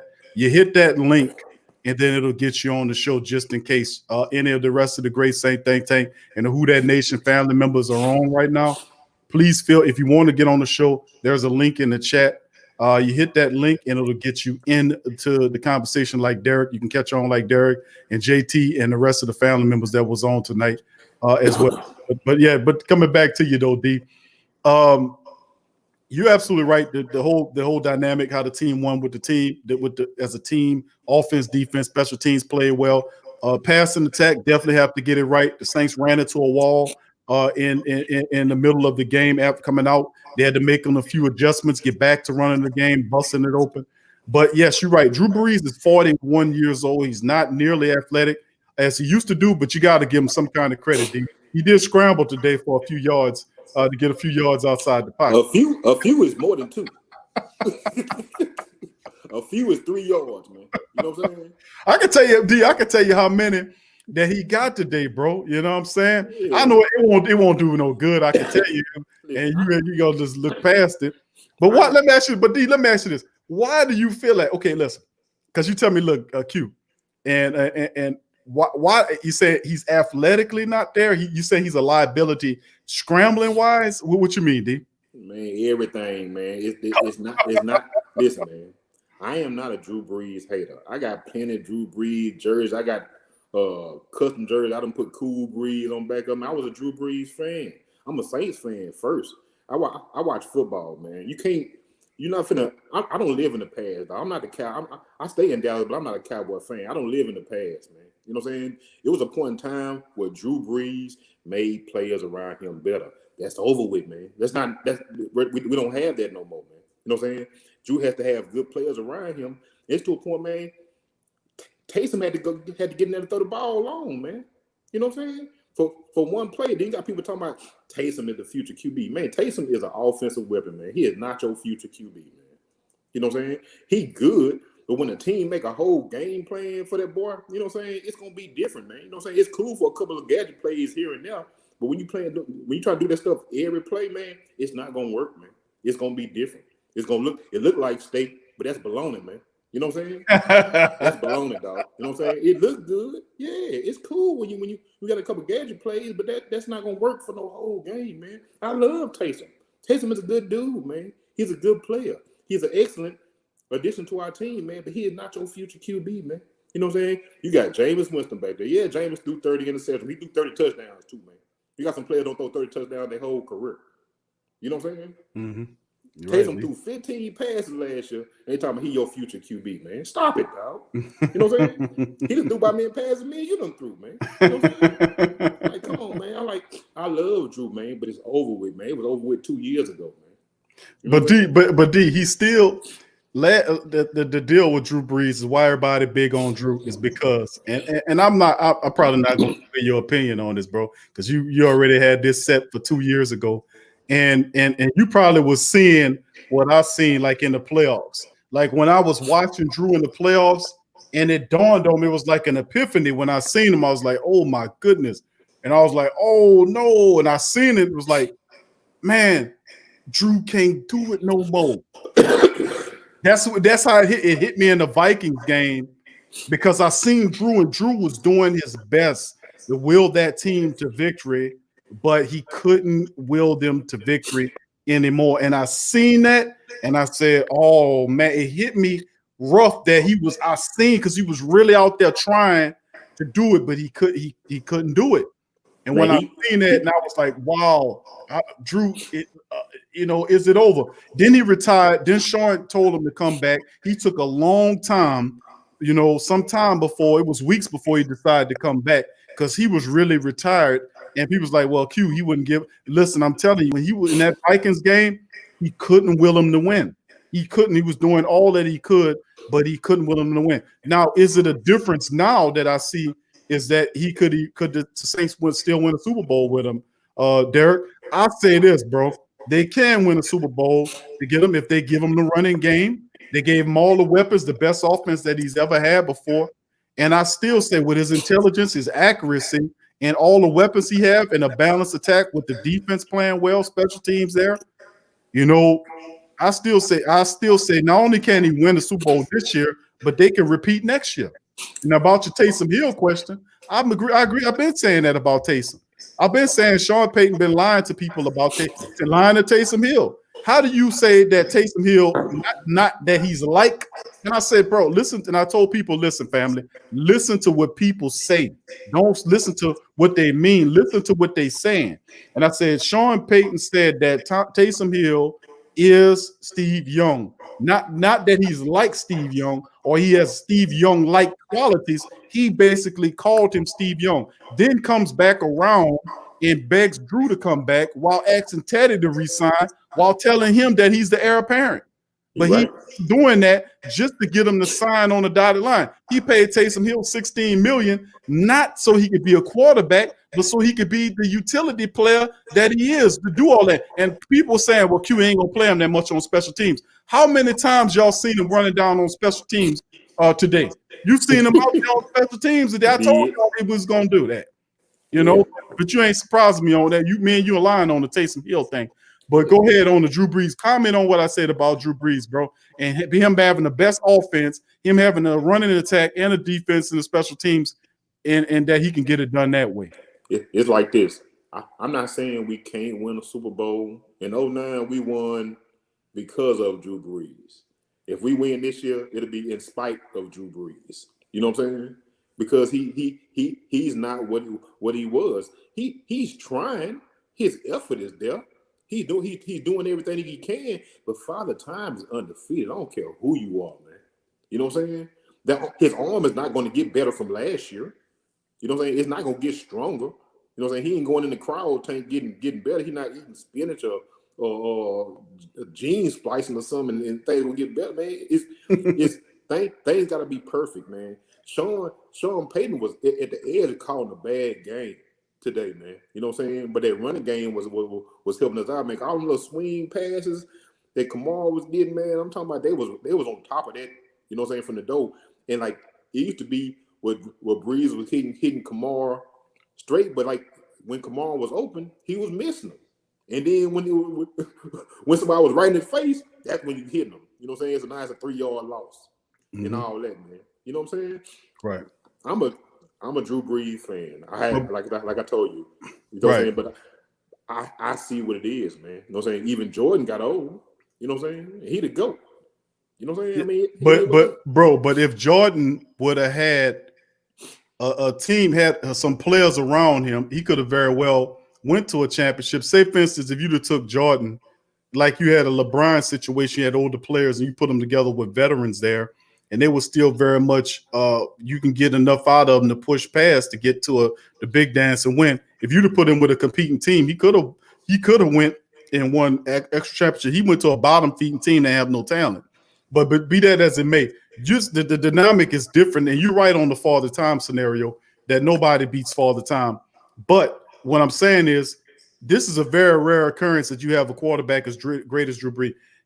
Even though his athleticism might be fleeting and leaving him because of Father Time, his intelligence is not, his accuracy is not, his deep ball probably did teeter a bit, but he worked on his arm long enough to be able to throw the deep balls a lot. So even though, you know, he might have lost some athleticism, bro, he still can contribute. Like tonight's numbers, he had good numbers tonight. He had 2 touchdowns tonight in the game, and he was kind of shaky tonight, but most of the offense was because they're not in sync there. But I wonder what your opinion would be a month from now once you see him throwing 4 touchdowns and 300-400-yard games and stuff with less than 35 attempts per game. I get what you're saying. He's at the back end of his career, but I wouldn't say that he's done. I'm not saying is he done or cooked? Is that what you're saying? Is he done? It's done. Cooked. It's done. It's not. So you can't get nothing out of him. I'm trying to understand what your rationale. He is what we got. We don't have no choice at this point. You know, you got Jameis. They not finna put Jameis in it right now. Let Drew Brees get hurt. You know what I'm saying? Like, come on, man. You know what I'm saying? I mean, I'm just saying. You say he ain't got no Drew Jameis at you. Listen, you know what I'm saying? Drew Brees has always excelled in spite of his limitations. his game preparation, his Hold on, D. Hold on, D. Hold on. That was beautiful. I want you to say that one more time for the people in the back and yourself, sir. Drew Brees in the past. No. Excelled No. No, I ain't say about the past, D. You ain't had a pass in there that time. I would take the past out. Drew Brees has excelled in spite of his limitations. All right. Now, what limit? You're limiting him right now, D. Because they catching up with him. You know what I'm saying? Catching up with him. You know what I'm saying? Who catching up with him, bro? Listen, man. If that man would have hit Emmanuel Sanders when he was supposed to hit him, you know what I'm saying? Emmanuel Sanders walking to the end zone today, man. You know You're right, bro. He was off, but I'm saying that's the first game of the year. They all off. You know, that's how they look rusty out of the preseason. Even if we had a preseason, D, he would have played like what 3/4 of it. If we had 4 games, he'd have played like 3/4 of like of the whole preseason, and he would have came out looking the same way. Last year's the same thing. They always look. The passing game always looks off for the first 3 weeks. By the 3rd week, you start seeing them looking good. By that 4th week, they already ready to roll. We've seen that before. The only difference is they didn't win. They usually would lose the first week. They won it this year. BQ, yes, sir. I pray and hope that I'm wrong. You know what I'm saying? I hope that what I'm saying is incorrect because I'm a Saints fan and I want my Saints to succeed. Am I going to bet on Drew Brees? Not my money. You know what I'm saying? I might put somebody else's money on it, but not mine. You know what I'm saying? I like money. You know what I'm saying? I can't just throw it away. You know what I'm saying? I'm like, no, man. I mean, I don't think you're throwing it away, D, if you bet on Brees. I bet on the Saints. I ain't betting on Drew Brees. He's a quarterback of the Saints, bro. They go as far as he takes them. You know, I'm super pro black though, so I ain't gonna even I ain't gonna even go down there. You know what I'm saying? You know, I go down that rabbit hole. They ain't ready for all that. You know, okay. That's a whole nother podcast right there. All right, you know all right, D. But I mean, I hope he succeeds. You know what I'm saying? Like I told you, I appreciate everything he did for the city. I appreciate the Super Bowl. You know what I'm saying? That was 09. You know what I'm saying? That was a lot of years ago, man. You know what I'm saying? Yeah, that was. Hey, I'm like, he got a good team. He got some good weapons. You know what I'm saying? But your offensive line, we got a good offensive line. They said Pete had a big bad game. Pete ain't had no bad game today, man. Nah, he ain't look all that bad, bro. I mean, he ain't look all that bad to me. He had a couple of missed blocks that he had because a lot of times, you know, if you're trying to block, he had a couple of times we had some of them speedy linebackers shot in there and this. But listen, he didn't have a bad game. He didn't have a perfect game, but I wouldn't classify what Pete did as a bad game. Man. Either. I mean, it's pros on both sides of the ball, man. You know what I'm saying? Tampa Bay linebackers is like that. And Devin White, that's my boy. You know what I'm saying? His wife, that's her nephew, man. You know what I'm saying? And he from LSU. You know, I'm an LSU fan, dog. Right. You know what I'm saying? Devin White, a good dude, man. You know what I'm saying? Right. He a captain. He out there. He a dog, man. You know what I'm saying? When they brought that heat, when that heat was coming, man, I knew Drew was finna get sacked, man. You know what I'm saying? Because Kamara can't pick all that up. You know what I'm saying? Right. Time that ball was hyped, man, Drew was supposed to be running. Getting up out of there, man. Drew froze up like a statue, folded up. You know what I'm saying? You got to at some point, man. Your QB, you ain't got to be mobile. You got to be Lamar Jackson, but you got to be able to extend the play or do something. And Drew don't have it. Drew ain't never. He moves around up in the pocket, but sometimes you got to leave the pocket. That has never been his game, man. You know what I'm saying? So I don't expect him to get it now at 41 years old. You know what I'm saying?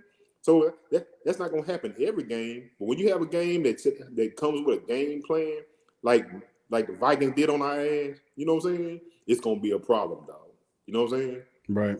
Well, so go ahead, D. Go ahead, D. No, you go ahead. Now, I get what you're saying. I was saying, man, I hear what you're saying. But that's the thing. His kryptonite, if it was kryptonite and you would consider Drew a Superman, his kryptonite is pressure up the center of the line. And I think that's what Tampa Bay was trying to mimic. That's why they was using those linebackers, the blitz gap, you know, the blitz those gaps in there that caused problems for Drew because they was trying to emulate what the Minnesota Vikings did to a degree because everybody knows that Achilles heel of the Saints, as far as the quarterback is concerned, is to put pressure up the center of the line on Drew Brees because he can't get away from that. You know, so I mean that I was looking at that and I said I was rational. I was like, man, that they know how to get at our quarterback, then how do you then neutralize that, knowing that they know that? We know we don't have a super athletic quarterback who can get out of the way. The man's 41 years old. But I think the Saints are his leadership and the fact that he knows that offense so well, he gives you a best chance to win the Super Bowl. Because truth is, Big D, you take Drew off this team, are the Saints a Super Bowl contender this year? And the chance is they're not considered the favorites. If you put Jameis up there or Taysom's limited exposure to the Saints quarterback playbook is very limited. You would not put them up there as a number one carrier. The reason why the Saints are a clear-cut team is because they have all the weapons and Drew sits amongst them. So you're right about the athletic issues. And I see where you're coming from on that. I just don't think he's done like you defining as done is. I still say he can. I'm not. I don't even really know what I'm saying, man. Done, cooked, whatever definition. Because I'm saying usually when you say somebody's done, that means there's no hope for them. It's over. Let me say this. Cook mean you done. Stick a fork in them. That's what I'm saying. If we seeing, that's what I'm thinking. I'm really not talking about his body. I'm talking about that arm, man. You know what I'm saying? Okay. If I can take that arm off and give him a robotic arm in the place, you know what I'm saying, to go with everything, that's gonna be good, man. But the deep ball is not a threat. And when the deep ball is not a threat, your defense start creeping up and they start locking down on your run game. You know what I'm saying? The deep ball is not a threat at all. It's out of there. The only way a deep ball getting off, you gotta be a broken play like Cooks running up the sideline. You know what I'm saying? If it's a challenge ball, a 50-50 ball, it's not gonna happen, man. You know what I'm saying? It's real scary. It's scary for me. I don't know about everybody else, but my little rectum tighten up every time he throw that thing, man. I like, ooh, that thing gets scary, dog. You know what I'm saying? Like, ooh, you know what I'm saying? I don't feel that. You know what I'm saying? I mean, but I just imagine, man, if we would have had Davenport today, man, you know what I'm saying? Man, Granderson and the Hendricks, man, they was coming with that heat off that end, man. You know I know, bro. I'm like, who is this? Do we want to let Henderson get out of here? You know what I'm saying? Dude, I was so, bro, right. You're right, D. I was like, bro, I was like, man, Trey Hendrickson looked like a whole man out here, man. Yeah. I mean, he should have been credited with that extra say. He should have had 2 sacks, but Trey was bringing the pressure. Granderson had a sack. I mean, Malcolm Roach, like we talked about Roach. Yeah, Roach was the Saints interior, the defensive lineman, period, bro. They were phenomenal, bro. I have to give him much love and credit. Did Rankins play today? Yes, he played today. He was in there. I ain't really hit nothing. Yeah, he almost got a sack. Somebody beat him to it. I forgot who it was. One of the family members probably say because he had an opportunity. He got in there. Somebody got to knock Brady down before he had a chance to get to him, and he just missed him. He was on pause, but the guy shot in and got Brady before he got him. I think that was the Granderson play, and Sheldon was just a step behind to get to him. But Rankins was in that play. Yeah, we had a lot of folks inactive. Zach Bond didn't play. You know what I'm saying?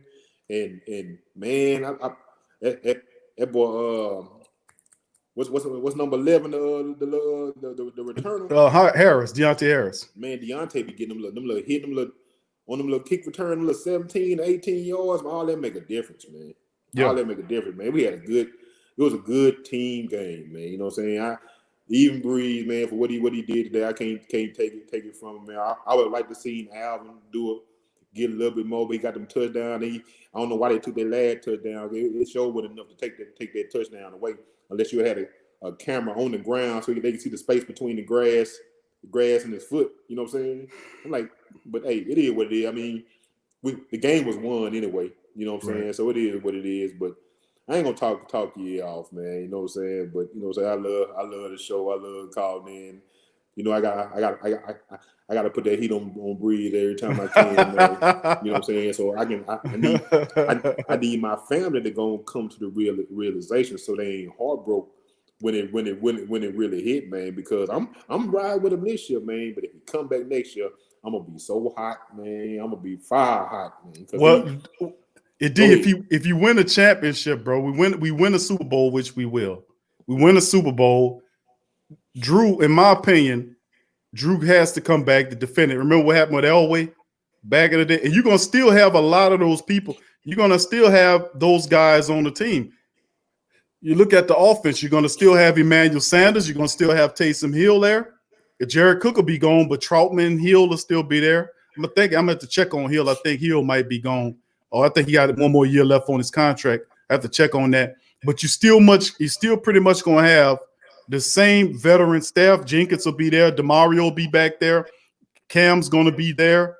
You're going to sign a few young guys. Kamara's there. So you're going to still have a lot of championship pieces there for a redo next year. And if when Drew wins this year, I wouldn't think nothing less than him if he would come back and defend the crown for another year, bro. He better do like Jerome Bettis and go out on a ride off into the sunset with his ring. You know what I'm saying? If he's smart.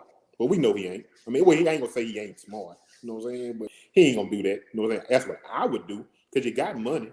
You already been offered a job, a commentating job. Take your ring and go sit up there with a brand new ring on your finger. Shine with brand new diamonds, hot diamonds in that thing. And you a commentator. That's what you ought to do. But you're gonna try to eke you out one more year. And you're gonna mess around, you're gonna be in a wheelchair, dog. You know what I'm saying? Because these boys getting bigger, faster, and stronger. And they're gonna put something on you, man. You know what I'm saying? Man, if you get you a ring this year, man, take your little ass up there, man, and go sit in that commentator booth and go on with you a brand new ring on your finger. They can't nobody tell you nothing. You fresh off a Super Bowl? And you a commentator? What can you coming back and playing another year of football gonna do for you, man? Then you come as a commentator with a brand new ring. Who done did that? Tell me who done did that, man. I don't know. He might tear that contract up and play. And like I said, as long as my opinion, many people differ, but I don't think Drew goes nowhere because as long as Tom Brady chasing his damn rings down, bro, I don't think he going nowhere, bro. That's just how I feel about it. You know, he chasing down those records. And one good season is all Tom Brady needs to catch Drew Brees with some of them offensive passing records. He has all the rings. He wants all the records. He's made that already known. Drew knows that. Do you play for 18, 20, 19, 20 years just to finish settle for second when you was on top? Or do you push ahead and maintain what you have because you're a legacy man? You believe in legacy. And you believe in being a legacy first as opposed to let somebody else then that's why he's here. He's down here chasing time. And Brady has all the rings, 6 of them. Drew won. But them records, them offensive passing records, Brady wants those too. And Drew Brees knows that. So that's what I'm saying. And people say, well, Q, that's not enough to make him decide if he won't go there and sit down. Listen, let me tell you something. If that happens, bro, if he won't sit down, because if you go back in the season, remember last year what happened with Teddy Bridgewater, those 5 games, it was supposed to be 6 games that Drew set out.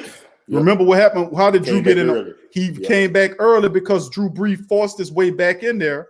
Remember that? Remember how Drew was sitting on the sidelines? Nobody was around him. He was chewing them sunflower seeds, mad as hell. I ain't never seen wiggling right. Wiggling his thumb, sitting there chewing. I ain't never seen somebody chew sunflower seeds that angrily before. But Drew Brees was doing it. He wasn't even spitting the shell out. He wasn't spitting. No, he was eating the shells and everything. He was so pissed over there. I ain't never seen somebody so mad to eat sunflower seeds and they start eating the shells too. Yeah, and you hear Shady, and he was spitting out nothing, everything going down. He was balling deep. That's why I said, man, ain't no way somebody that think like that gonna ultimately end up saying, well, I'm gonna go sit down and talk about Tom Brady taking my records down. It ain't gonna happen. That man gonna play until time goes, bro, because he knows Tom is 43, he 41. He gonna play until time. They both got the same contract, 2 years left on it. He gonna play, Tom's gonna play, and then after that, we're gonna see what happens. So we're gonna see. But anyway, D-Man, thank you, bro, for coming on, bro. Hey, man, Much love for you. Appreciate you, dog. Hey, man, I appreciate it. I'm gonna throw my Saints flags and my magnets on my truck. I'm finna talk no. Did the Cowboy lose? Let me see, bro. I knew they was. I checked they were losing earlier today. I took a flat. Yeah, they lost 20-17. Oh man, 20-17. I'm finna burn their ass up, man. Yep, they lost. I was looking at them losing. I thought they was close. Looked like they was come back. Yeah, they lose. They lost 20-17. Dak Prescott, 25 of 39, 266. 1 touchdown. Zeke Elliott, 22 carries, 96 yards, 1 touchdown. Cooper had 10 catches, 81 yards, no touchdown. CeeDee Lamb, 5 catches, 59 yards. Don't mean nothing. They lose. They lose to the Rams. So there you go. Yeah, my boys ain't gonna answer my phone call. They gonna log out of Facebook. I'm finna light them up, man. You know what I'm saying? Right. Oh yeah. You might as well forget that. You ain't gonna hear nothing from them, bro. Oh, But yeah, that's all good. They got to hear from me. Yeah, all I gotta do is call their phone. They see Derek Summerfield on there. I ain't even got to say nothing. They already know. You know what I'm saying? Man, good night. Who that, man? Much love, dog. You know what I'm saying? I'll catch you next time, man. All right, D. Appreciate you. Who that? Much love to you, cuz. And right. Peace out, bro. Who that? Who that? All right, that's D, man, chiming in. All right, what's going on? No Saint in the building. What's up, man? He back. What's going on, buddy? I got a few things for you. I thought it was interesting. I was listening to the coach for the Bucs, and he said that the noise in the dome was like a practice, and that he thought it was unfair to the Saints, and that they should adjust that. So I thought that was really interesting. He gave it kudos. Like, he thinks they should be more crowd noise. Like, it was like basically it was like a practice, and you could have a conversation. And he thought that the league should look into adjusting that because it was unfair to the Saints. I thought that was pretty cool. Yeah, that is interesting. But your last guest there, he got me to Derek Summerfield. He got me to Big D. come on in. He got me to come on in. I would really be interested to know.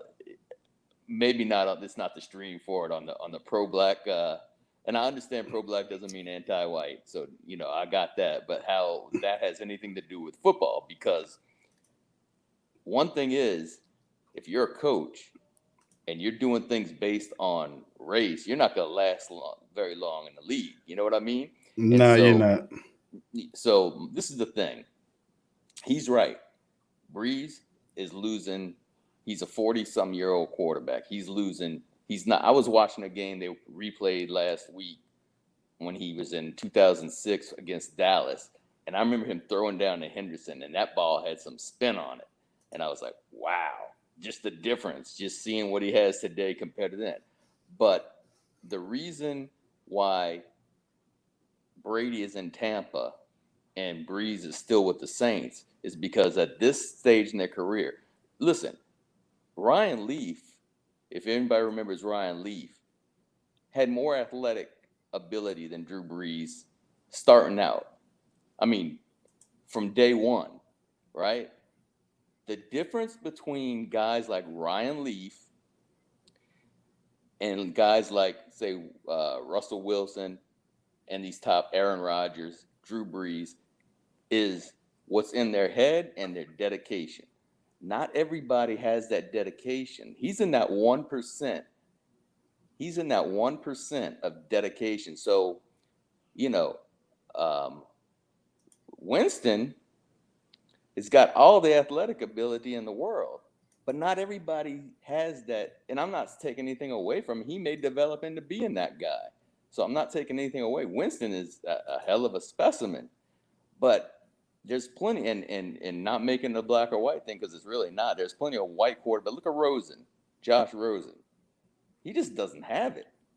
Some people have. He's a smart dude, man, but he just can't. And Rosen is curious, bro, no Saint, because the thing that killed Rosen's career, bro, I don't know if you heard about it, was the fact that he was all lined up. He was picked, what was it? He was a top pick for, and then he was their quarterback. And then what happened was some information, because he comes from a well-to-do family.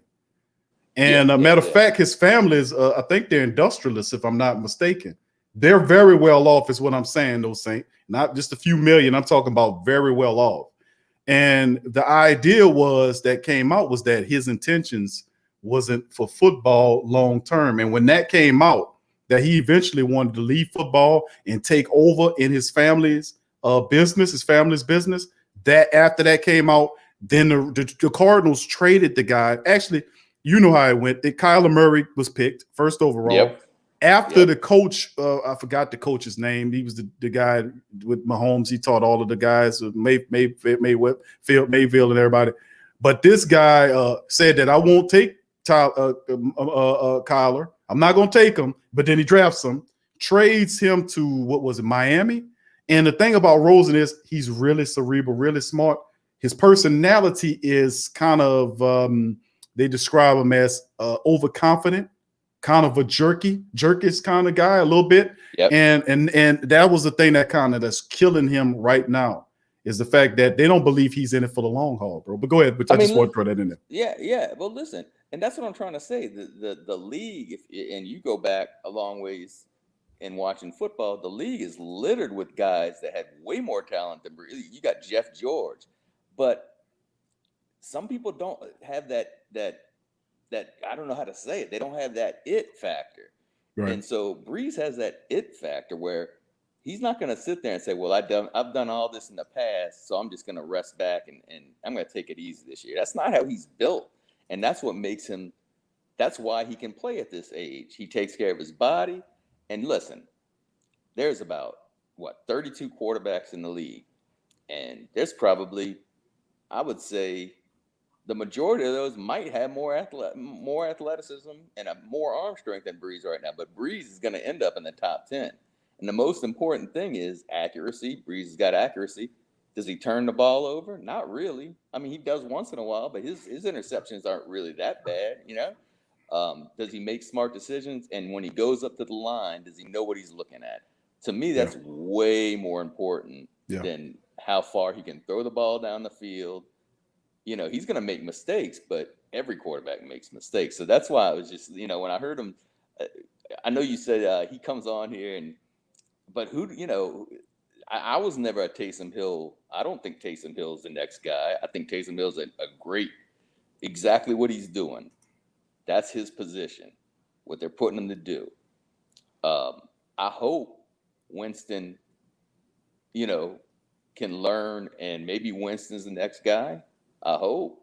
But that's why I'm enjoying this season. If this is Brees' last season, because ask Miami and ask Buffalo and ask some of these other teams that had a Hall of Fame quarterback how hard it is to replace that guy once they're gone.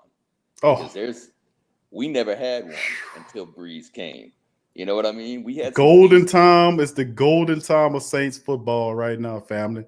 No doubt about it. Yep. We had some decent guys. We had Hebert. We had, a few other guys in there mixed in, but we had a whole lot of mediocre quarterbacks. You know? And nobody at this level. And that's all I'm saying. When people I would much rather have the guy that has that 1%, that the people in the 1% and be a little bit less athletic than have someone who's really athletic, but eventually is he doesn't have the motivation, or that's not I don't know. It's every career field. It's not just football. There's some of those people are in every career field where they're just they just have that drive to be the best at what they do, and to get one of those guys, and we have quite a few of them on this team. To get one of them, like Michael Thomas is one of those guys. Michael Thomas is in practice trying to burn his cornerbacks in practice and treating them like it's a game. Those are the guys you want on your team. Yep. And that's why the Saints have been so good for so long. Even in their down years, they were pulling 7 wins out when nobody, when they were rebuilding. You know what I mean? Even the down year, we haven't had a bad season since the hurricane came through. Yeah, like a 2-13 even the 7-9 campaigns, no saying if you really investigate them, they were competing in those games. Yeah. They just couldn't come out with the wins. They were one of those fall short games, and that those 7-9 campaigns. You're absolutely right. They were competing, and eventually we did get over the hump, learning how to win, and that's a major part of it. You're absolutely right, bro. Now, I'd like to tell you, last guy, hey, I'm pro-black too, man, and nothing wrong with being pro-black. I am, man. I'm pro people, but it's just that when he said that, he's the rabbit hole. My ears perked up because I was like, I wonder what he means. I wonder where that's going, man. Because that would be an interesting conversation. You gotta talk to Big D Summerfield for that one, bro. Yeah, I know. I wonder if he goes to some, I'll meet him up on some of these. If he has something, I go to a lot of those streams, so I'm interested. I'm a big Sinetter fan, man. Oh, okay. All right. Anyway. All right, my friend. Hey man, we'll keep it real, keep it going. Great show as usual. Still up, as you see. I'm still up. Yeah, I see you. Where your son at, man? He's still up? Is he still he's sleeping? Yeah, it's time for them to. Oh wait, it's 11 o'clock. I'm sorry, man. I just checked. Look, I ain't know what time. I'm thinking like it was like 8 o'clock. I'm going. It's almost 11. Wow. Yeah. But yeah, no Saint, man. You're a great dude, man. Thank you, bro, for your commentary as well. Thank you. Later, man. Thank you, bro. Peace. That's no Saint, man. Once again, dropping in. Great people, great times, great calls. Man, thank all the beautiful Black and Gold family members for chiming in the live stream. We got 100 and plus people in the chat, man. I thank you guys for hitting the like button. For those family members who are subscribers, who aren't subscribers, please feel free to hit the subscribe button. We always have passionate and really motivated conversations. Sometimes we be having so much fun, I forget what time it is. I was out there. I said, well, family, we're going to shut the stream down at 9. You know what time it is, family? It's 11 o'clock. Man, it was like, how many? 3 hours to the dome. So, but to be honest with your family, to keep it real with you, we always have, well, actually 3.5 hours. So, I mean, to be honest with you, we always do 3.5, 4, 5 hour streams. A lot of the family members can attest to that. A lot of the great Saint Think Tank, we passionate about Saint Talk. We real about it too. So I'd like to thank all the beautiful Black and Gold family members in the live stream. Thank y'all for joining us in this great, in the week 1 recap. We'll be back tomorrow, Monday, with more information. I'm going to play tonight. I wanted to get to some of these interviews, family. I wanted to get to some of the interviews, the post-game interviews. We didn't get to it, but I kind of felt like I wanted to kind of keep it going with the family members here. So I wanted to get to some of these interviews, but unfortunately, I'm not going to be able to get to it. I done ran out of time. But I tell you what, we'll do it tomorrow. Monday, I'll play some of the Sean Payton. We'll do another recap tomorrow on our regular show. We'll play the interviews, Drew Brees, Sean Payton, and all that tomorrow for the family members. We'll go over that. We'll cover the latest news. Hopefully, we'll have some information on some of these injuries that occurred as well. So, we'll come back on it. But before we go, we got one more call. I'm going to take one more call before we go on the live stream. Here we go. All right, fam. Thanks for calling out to the Sports Coma. We got Rich, KCC Weldon is on the line. Oh, yeah. How you doing, Rich? I'm doing good, sir. How are you doing? Doing good, buddy. Glad to get you on the stream, bro. How you? What you thinking about the Saints tonight, sir? I'm a Chiefs fan, so you're a Chiefs fan? Okay. Yeah, but it was nice to see you guys in the first half of the game. You're sacking Brady. You're making life miserable for him. Let me ask you this, Rich. Or you don't? Do you like Brady?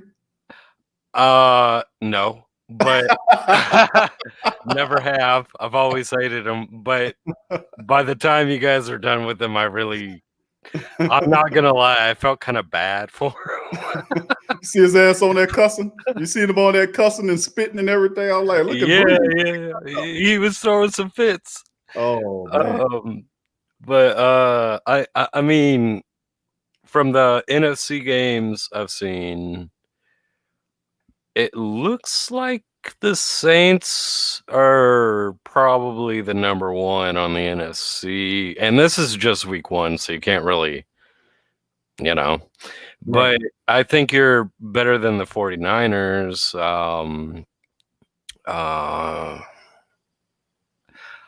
What I don't see is how are you going to beat the Ravens or the Chiefs or possibly the Titans or Broncos or whoever comes up number 3 in the AFC?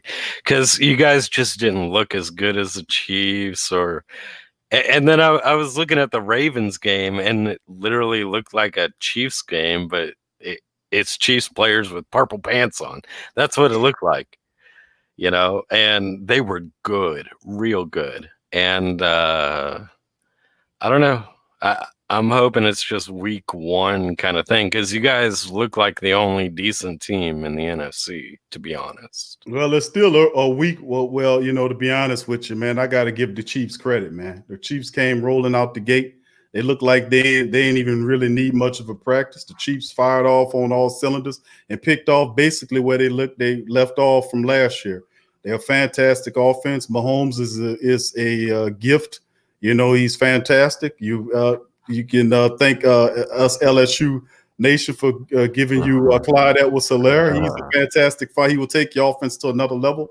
Tariq is fantastic. I mean, wide receivers, Kels, defense with Jones and everybody. Listen, man, and Matthews, another guy, LSU guy. So, I mean, listen, the Chiefs are fantastic. I've said that the 2 shows ago I talked about the Chiefs and the fact that we don't really see the Chiefs maybe every 3 or 4 years anyway. But the truth is, you know, it's going to be an interesting matchup because if we're going to see you guys, it'll be in the Super Bowl. And let me tell you this, Rich, even though you guys look really good, your key competition is those Baltimore Ravens. And Lamar Jackson, he has y'all guys. He has you on the target list, so you better watch out for him. Yeah, they look like a mirror image, except you know, purple pants, right? And we got Clyde Edwards-Helaire running, and we got his backup. So our backup to Clyde is kind of running as good as Lamar runs, you know, and then Mahomes doesn't do that running. He'll scramble, and if he has to, he'll show his wheels now.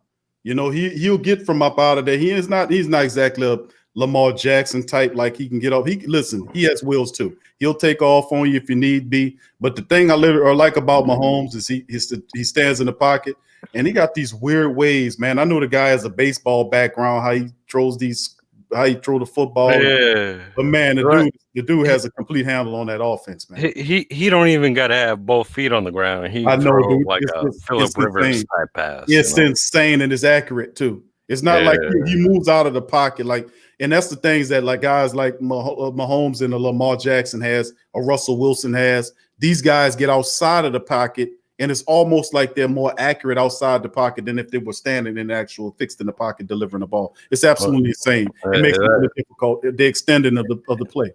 That's because Chiefs wide receivers are, you know, getting open in their routes. Yeah, and they're fast. Oh, Tyreek Hill is awesome, man. Awesome. Robinson, Sammy Watkins is pretty good too. Robinson dropped 2 TDs against the Texans, and you know, I don't know. They're probably going to give him hell for that. But he's definitely going to get hell for that. That's the only one thing he needs to step up. He didn't look bad last year, but he'll step up. He didn't even look bad last Thursday, but Mahomes was bulleting it right into him in the end zone, and he dropped 2 of those. And he just wasn't ready. And that's kind of like what I saw with the Dallas game earlier. And I'm just trying to look for an NFC team that can, you know, like legit play the Ravens or the Chiefs. And you guys so far, the Saints, that's it. Well, I mean, bro, I appreciate that, man, for you giving us big credit like that as a Chiefs fan, man, because no doubt about it, the people penciling the Chiefs to go back to represent the AFC side of things, and I can go with that. It'll be the Kansas City Chiefs or the Baltimore Ravens, in my opinion. It's not going to be the Tennessee Titans. You know, even though I respect the way they run the ball, but I mean, it's just certain things. The Saints offense is loaded. We all know that. The NFC, you got the San Francisco 49ers that's going to try to take a stab at you.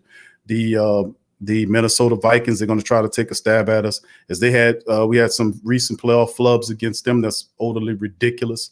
But I think this year, the 3 years, a culmination of the last ridiculousness that we suffered in the playoff history, eventually they will be able to come up on it. I was thinking the Vikings, you know, Kirk Cousins might actually give you guys a run for your money because of how bad I saw the rest of the NFC. But the way you guys were sacking Brady, you're rushing, you're outside rushing. That's fucking great. Pardon my language. No, that's fine. But it was great. It was probably better than, you know, like my team, Chris Jones and Frank Clark. You know, it was probably better than that. And you guys really have that going for you. But damn, we got you on offense. I'm telling you, So don't meet us in the Super Bowl. Hey, Rich, it's gonna be a battle, man. It's gonna be a battle. I tell you what, man. Because listen, you got Tyreek Hill, who's fantastic. He's one of the fastest guys in there. But we have the best wide receiver in football, baby, named Michael Thomas. We got a weapon called Alvin Kamara. You got a very good running back in Clyde Edwards-Helaire. We know all about Clyde from his LSU days. Fantastic weapon. But we got Alvin Kamara, who has already realized his potential. We got a bad offensive line. We got a great compliment in Emmanuel Sanders. We got an excellent all-pro tight end in Jared Cook, great backups. Yeah. And Latavius running the ball really well. But we don't have a bad offensive line. We I'm got not saying Austin I don't know how to say his name. Austin Lee. Yeah. Whatever you call it. That dude is unreal. He can block. And and then we got Clyde, and we got Robinson, we got Watkins, we got Hill, we got Kelsey. Who's your tight end? Jared Cook. How does it compare to Kelsey? Well, I mean, Kelsey is probably brought him behind Kittle's. Kelsey and Kittle's probably considered. Kittle just got injured. Well, I mean, in terms of like big name tight ends that you might not. Jared Cook's not nothing to spit at. He was in the Pro Bowl last year. He caught 9 touchdowns. So I mean, it's not nothing to spit at, but he will tear you up if you disrespect him. I'm just letting you know. The Saints have weapons. And then another thing to throw this at you, Rich, just to let you know. And I know about all your weapons. But we also have weapons that people don't realize is weapons. We got weapons that line up in other positions that we could put in other positions that hit you with that you won't know is coming. The Saints are now. You got a fantastic offense, bro. Don't get me wrong. But with the Saints about to get ready to give out to the rest of the league, I don't think y'all ready for it. Ty Montgomery, Taysom Hill, all these guys, people gonna disrespect because they look like something else, but they play in another position that's different than the position they play where they're impactful. Defense, number one defense stopping you from running the ball. You can't run against the Saints interior line. We did what we did to Tom Brady tonight without Davenport, who was our former first-round draft pick, who is out with an injury. So we'll be getting him back real soon. Linebackers are fast. Secondary stepping up. Janoris Jenkins a beast. Lattimore shut down Evans today. Malcolm Jenkins brings wisdom to the back end of the defense. And plus, we got a young, exciting Marcus Williams who's finally realizing his potential. Kick return game with even though you have Tyreek Hill, who's very fast, we have a very fast weapon in Deontay Harris, who's a kick return punt returner, who's also a Pro Bowler. So the Saints, if anybody's going to give you a run for your money in the Super Bowl, and listen, Rich, this will be this will be the best Super Bowl ever. I am really pushing and hoping, praying that we see the Chiefs, because I would love to see the Chiefs, the Saints and the Chiefs in this year's Super Bowl. It would be beautiful. It'll be awesome. I love it. That's what I'm saying. You guys are the only team that looked like you could do anything to us, except for the AFC team, the Ravens. You know, I haven't seen the Titans play yet. Yeah, I'm not too big on the Titans. They got the running game and the defense, not to poo-poo them, but I still got the Chiefs as number one, and I got Baltimore up there too. Them the only other teams that I think they'll be contenders when it's all said and done on the AFC side of the thing. Wait. Before we get off this call, who's our fullback? Who's your fullback? Yeah. Oh, let's see. What's that guy's name? I can't think. What's his name, Rich? It's Anthony. Starts with an S on his last name. Anthony. Oh, Anthony. Hold on. Let me look him up, bro. Let me see if I got his name here. I can look him up right quick. I think I got y'all depth chart in front of me. Hold on here. Anthony. Oh, I know who you're talking about, man. What's his name? Is it Fasano or hold on here? It's Sherman. Anthony Sherman. Hold on. I'm about to pull it up right now, Rich. I got your depth chart. I'm pulling it up right now. Give me just a second. I'll get that. Yeah, because hold on here. Fullback for the Chiefs. Oh, they don't got it listed here. Where's the fullback at? Well, now welcome to the Andy Reid offense. He's not going to be listed primarily. I don't know. I haven't even checked. He probably is. It's Anthony Sherman.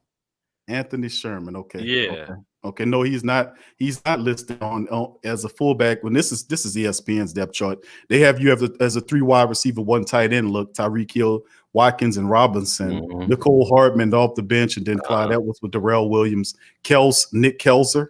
is y'all backup. Deion Yelder used to be a Saint. I remember Yelder. Oh, Yelder, yeah. I actually liked him. Yeah, Yelder's very talented. Yeah. And then you got Fisher, big KO, writer. What's that? Am Wiley. I thinking Fisher or Sherman? Shit, I might be thinking. I don't know. I had a lot to drink because someone called me a Broncos fan earlier. Broncos fan. Yeah, that's on that Titans live stream. I was like, yeah, I want to watch your game and see who's gonna be our number 3 challenge after the Ravens. You know, or number 2 is it going to be the Broncos or the Titans? Because I think it's going to be one of them. Go for the Titans. I'll go Titans before I go Broncos, man. I like the defense, but I'm scared of Andrew Locke. Locke is interesting, but that's a whole, bro. That is a what I call it. They lost Von Miller on the Broncos. That's true, but you still have Chubb there, and you got and what's this other kid that they have that they turned down Clay Matthews for because they wanted to look at this one of the young guys they got. I can't call them out, but the Broncos they're an enigma, man, because if Locke could put it together with those young weapons like Noah Fant and all those guys up there, man, if they can put it together, they are dangerous. But I just wait and see on that. I'm not gonna give them nothing until they earn it. That's just how my take on it. Fuck. Forget the whole fullback thing. I'm pretty sure it's Sherman. but Anthony Sherman, is that it? Anthony Sherman? Yeah. Okay. I'm pretty sure. Pretty sure. But what was I gonna say? The Colts. Yeah, it is Anthony Sherman. It is Rich. Yeah. Number 42. Yeah. He's a big boy. Yeah. Very big boy. Yeah. What is Sherman? I'm 5'10", 240 from out of Connecticut. Yeah. That boy could play offensive guard easy. He's big. Y'all are talented. And what else I was gonna say? Today Minshew beat Rivers, right? Let me pull that up here. Yes, he did. Did he? Yep. Hold on here. I knew. Yeah. Because the Colts lost today, man. I'm like, yep. How the hell the Colts? And who did they lose to? They lost to. Hold on here. Let me pull up my scores right quick here, because I just read through all the scores. They lost to the 80s, man. But the only reason they lost is because Rivers legit played better. You know, longer passes, quicker throws to the Jaguars. Yep. Yeah, and that's Gardner Minshew is quarterback for the Jaguars, and they're saying everyone's tanking on the Jaguars. Well, that's because you know what they're saying, trashing for Trevor. Yeah. But Minshew played a lot like Alex Smith. You know, he was safe with the ball and all that. He did get outplayed by Rivers, though. But Rivers threw 2 interceptions. That's the only reason they lost. Yeah, it was a close one by 7. Yeah, I see that. Yeah. And take one of those interceptions away, that game would have gone a lot different. But so that's another team to keep an eye out for. But I think it's really Chiefs, Ravens, Titans, and then on the NFC side, I legitimately don't know. It's Saints, obviously, because you guys just clobbered Tom Brady. I hate the man, but I felt bad for him watching that. And I don't know who else. The Niners lost to the Cardinals. So. That's right. Yep. But they did have Hopkins on the Cardinals, so I don't know.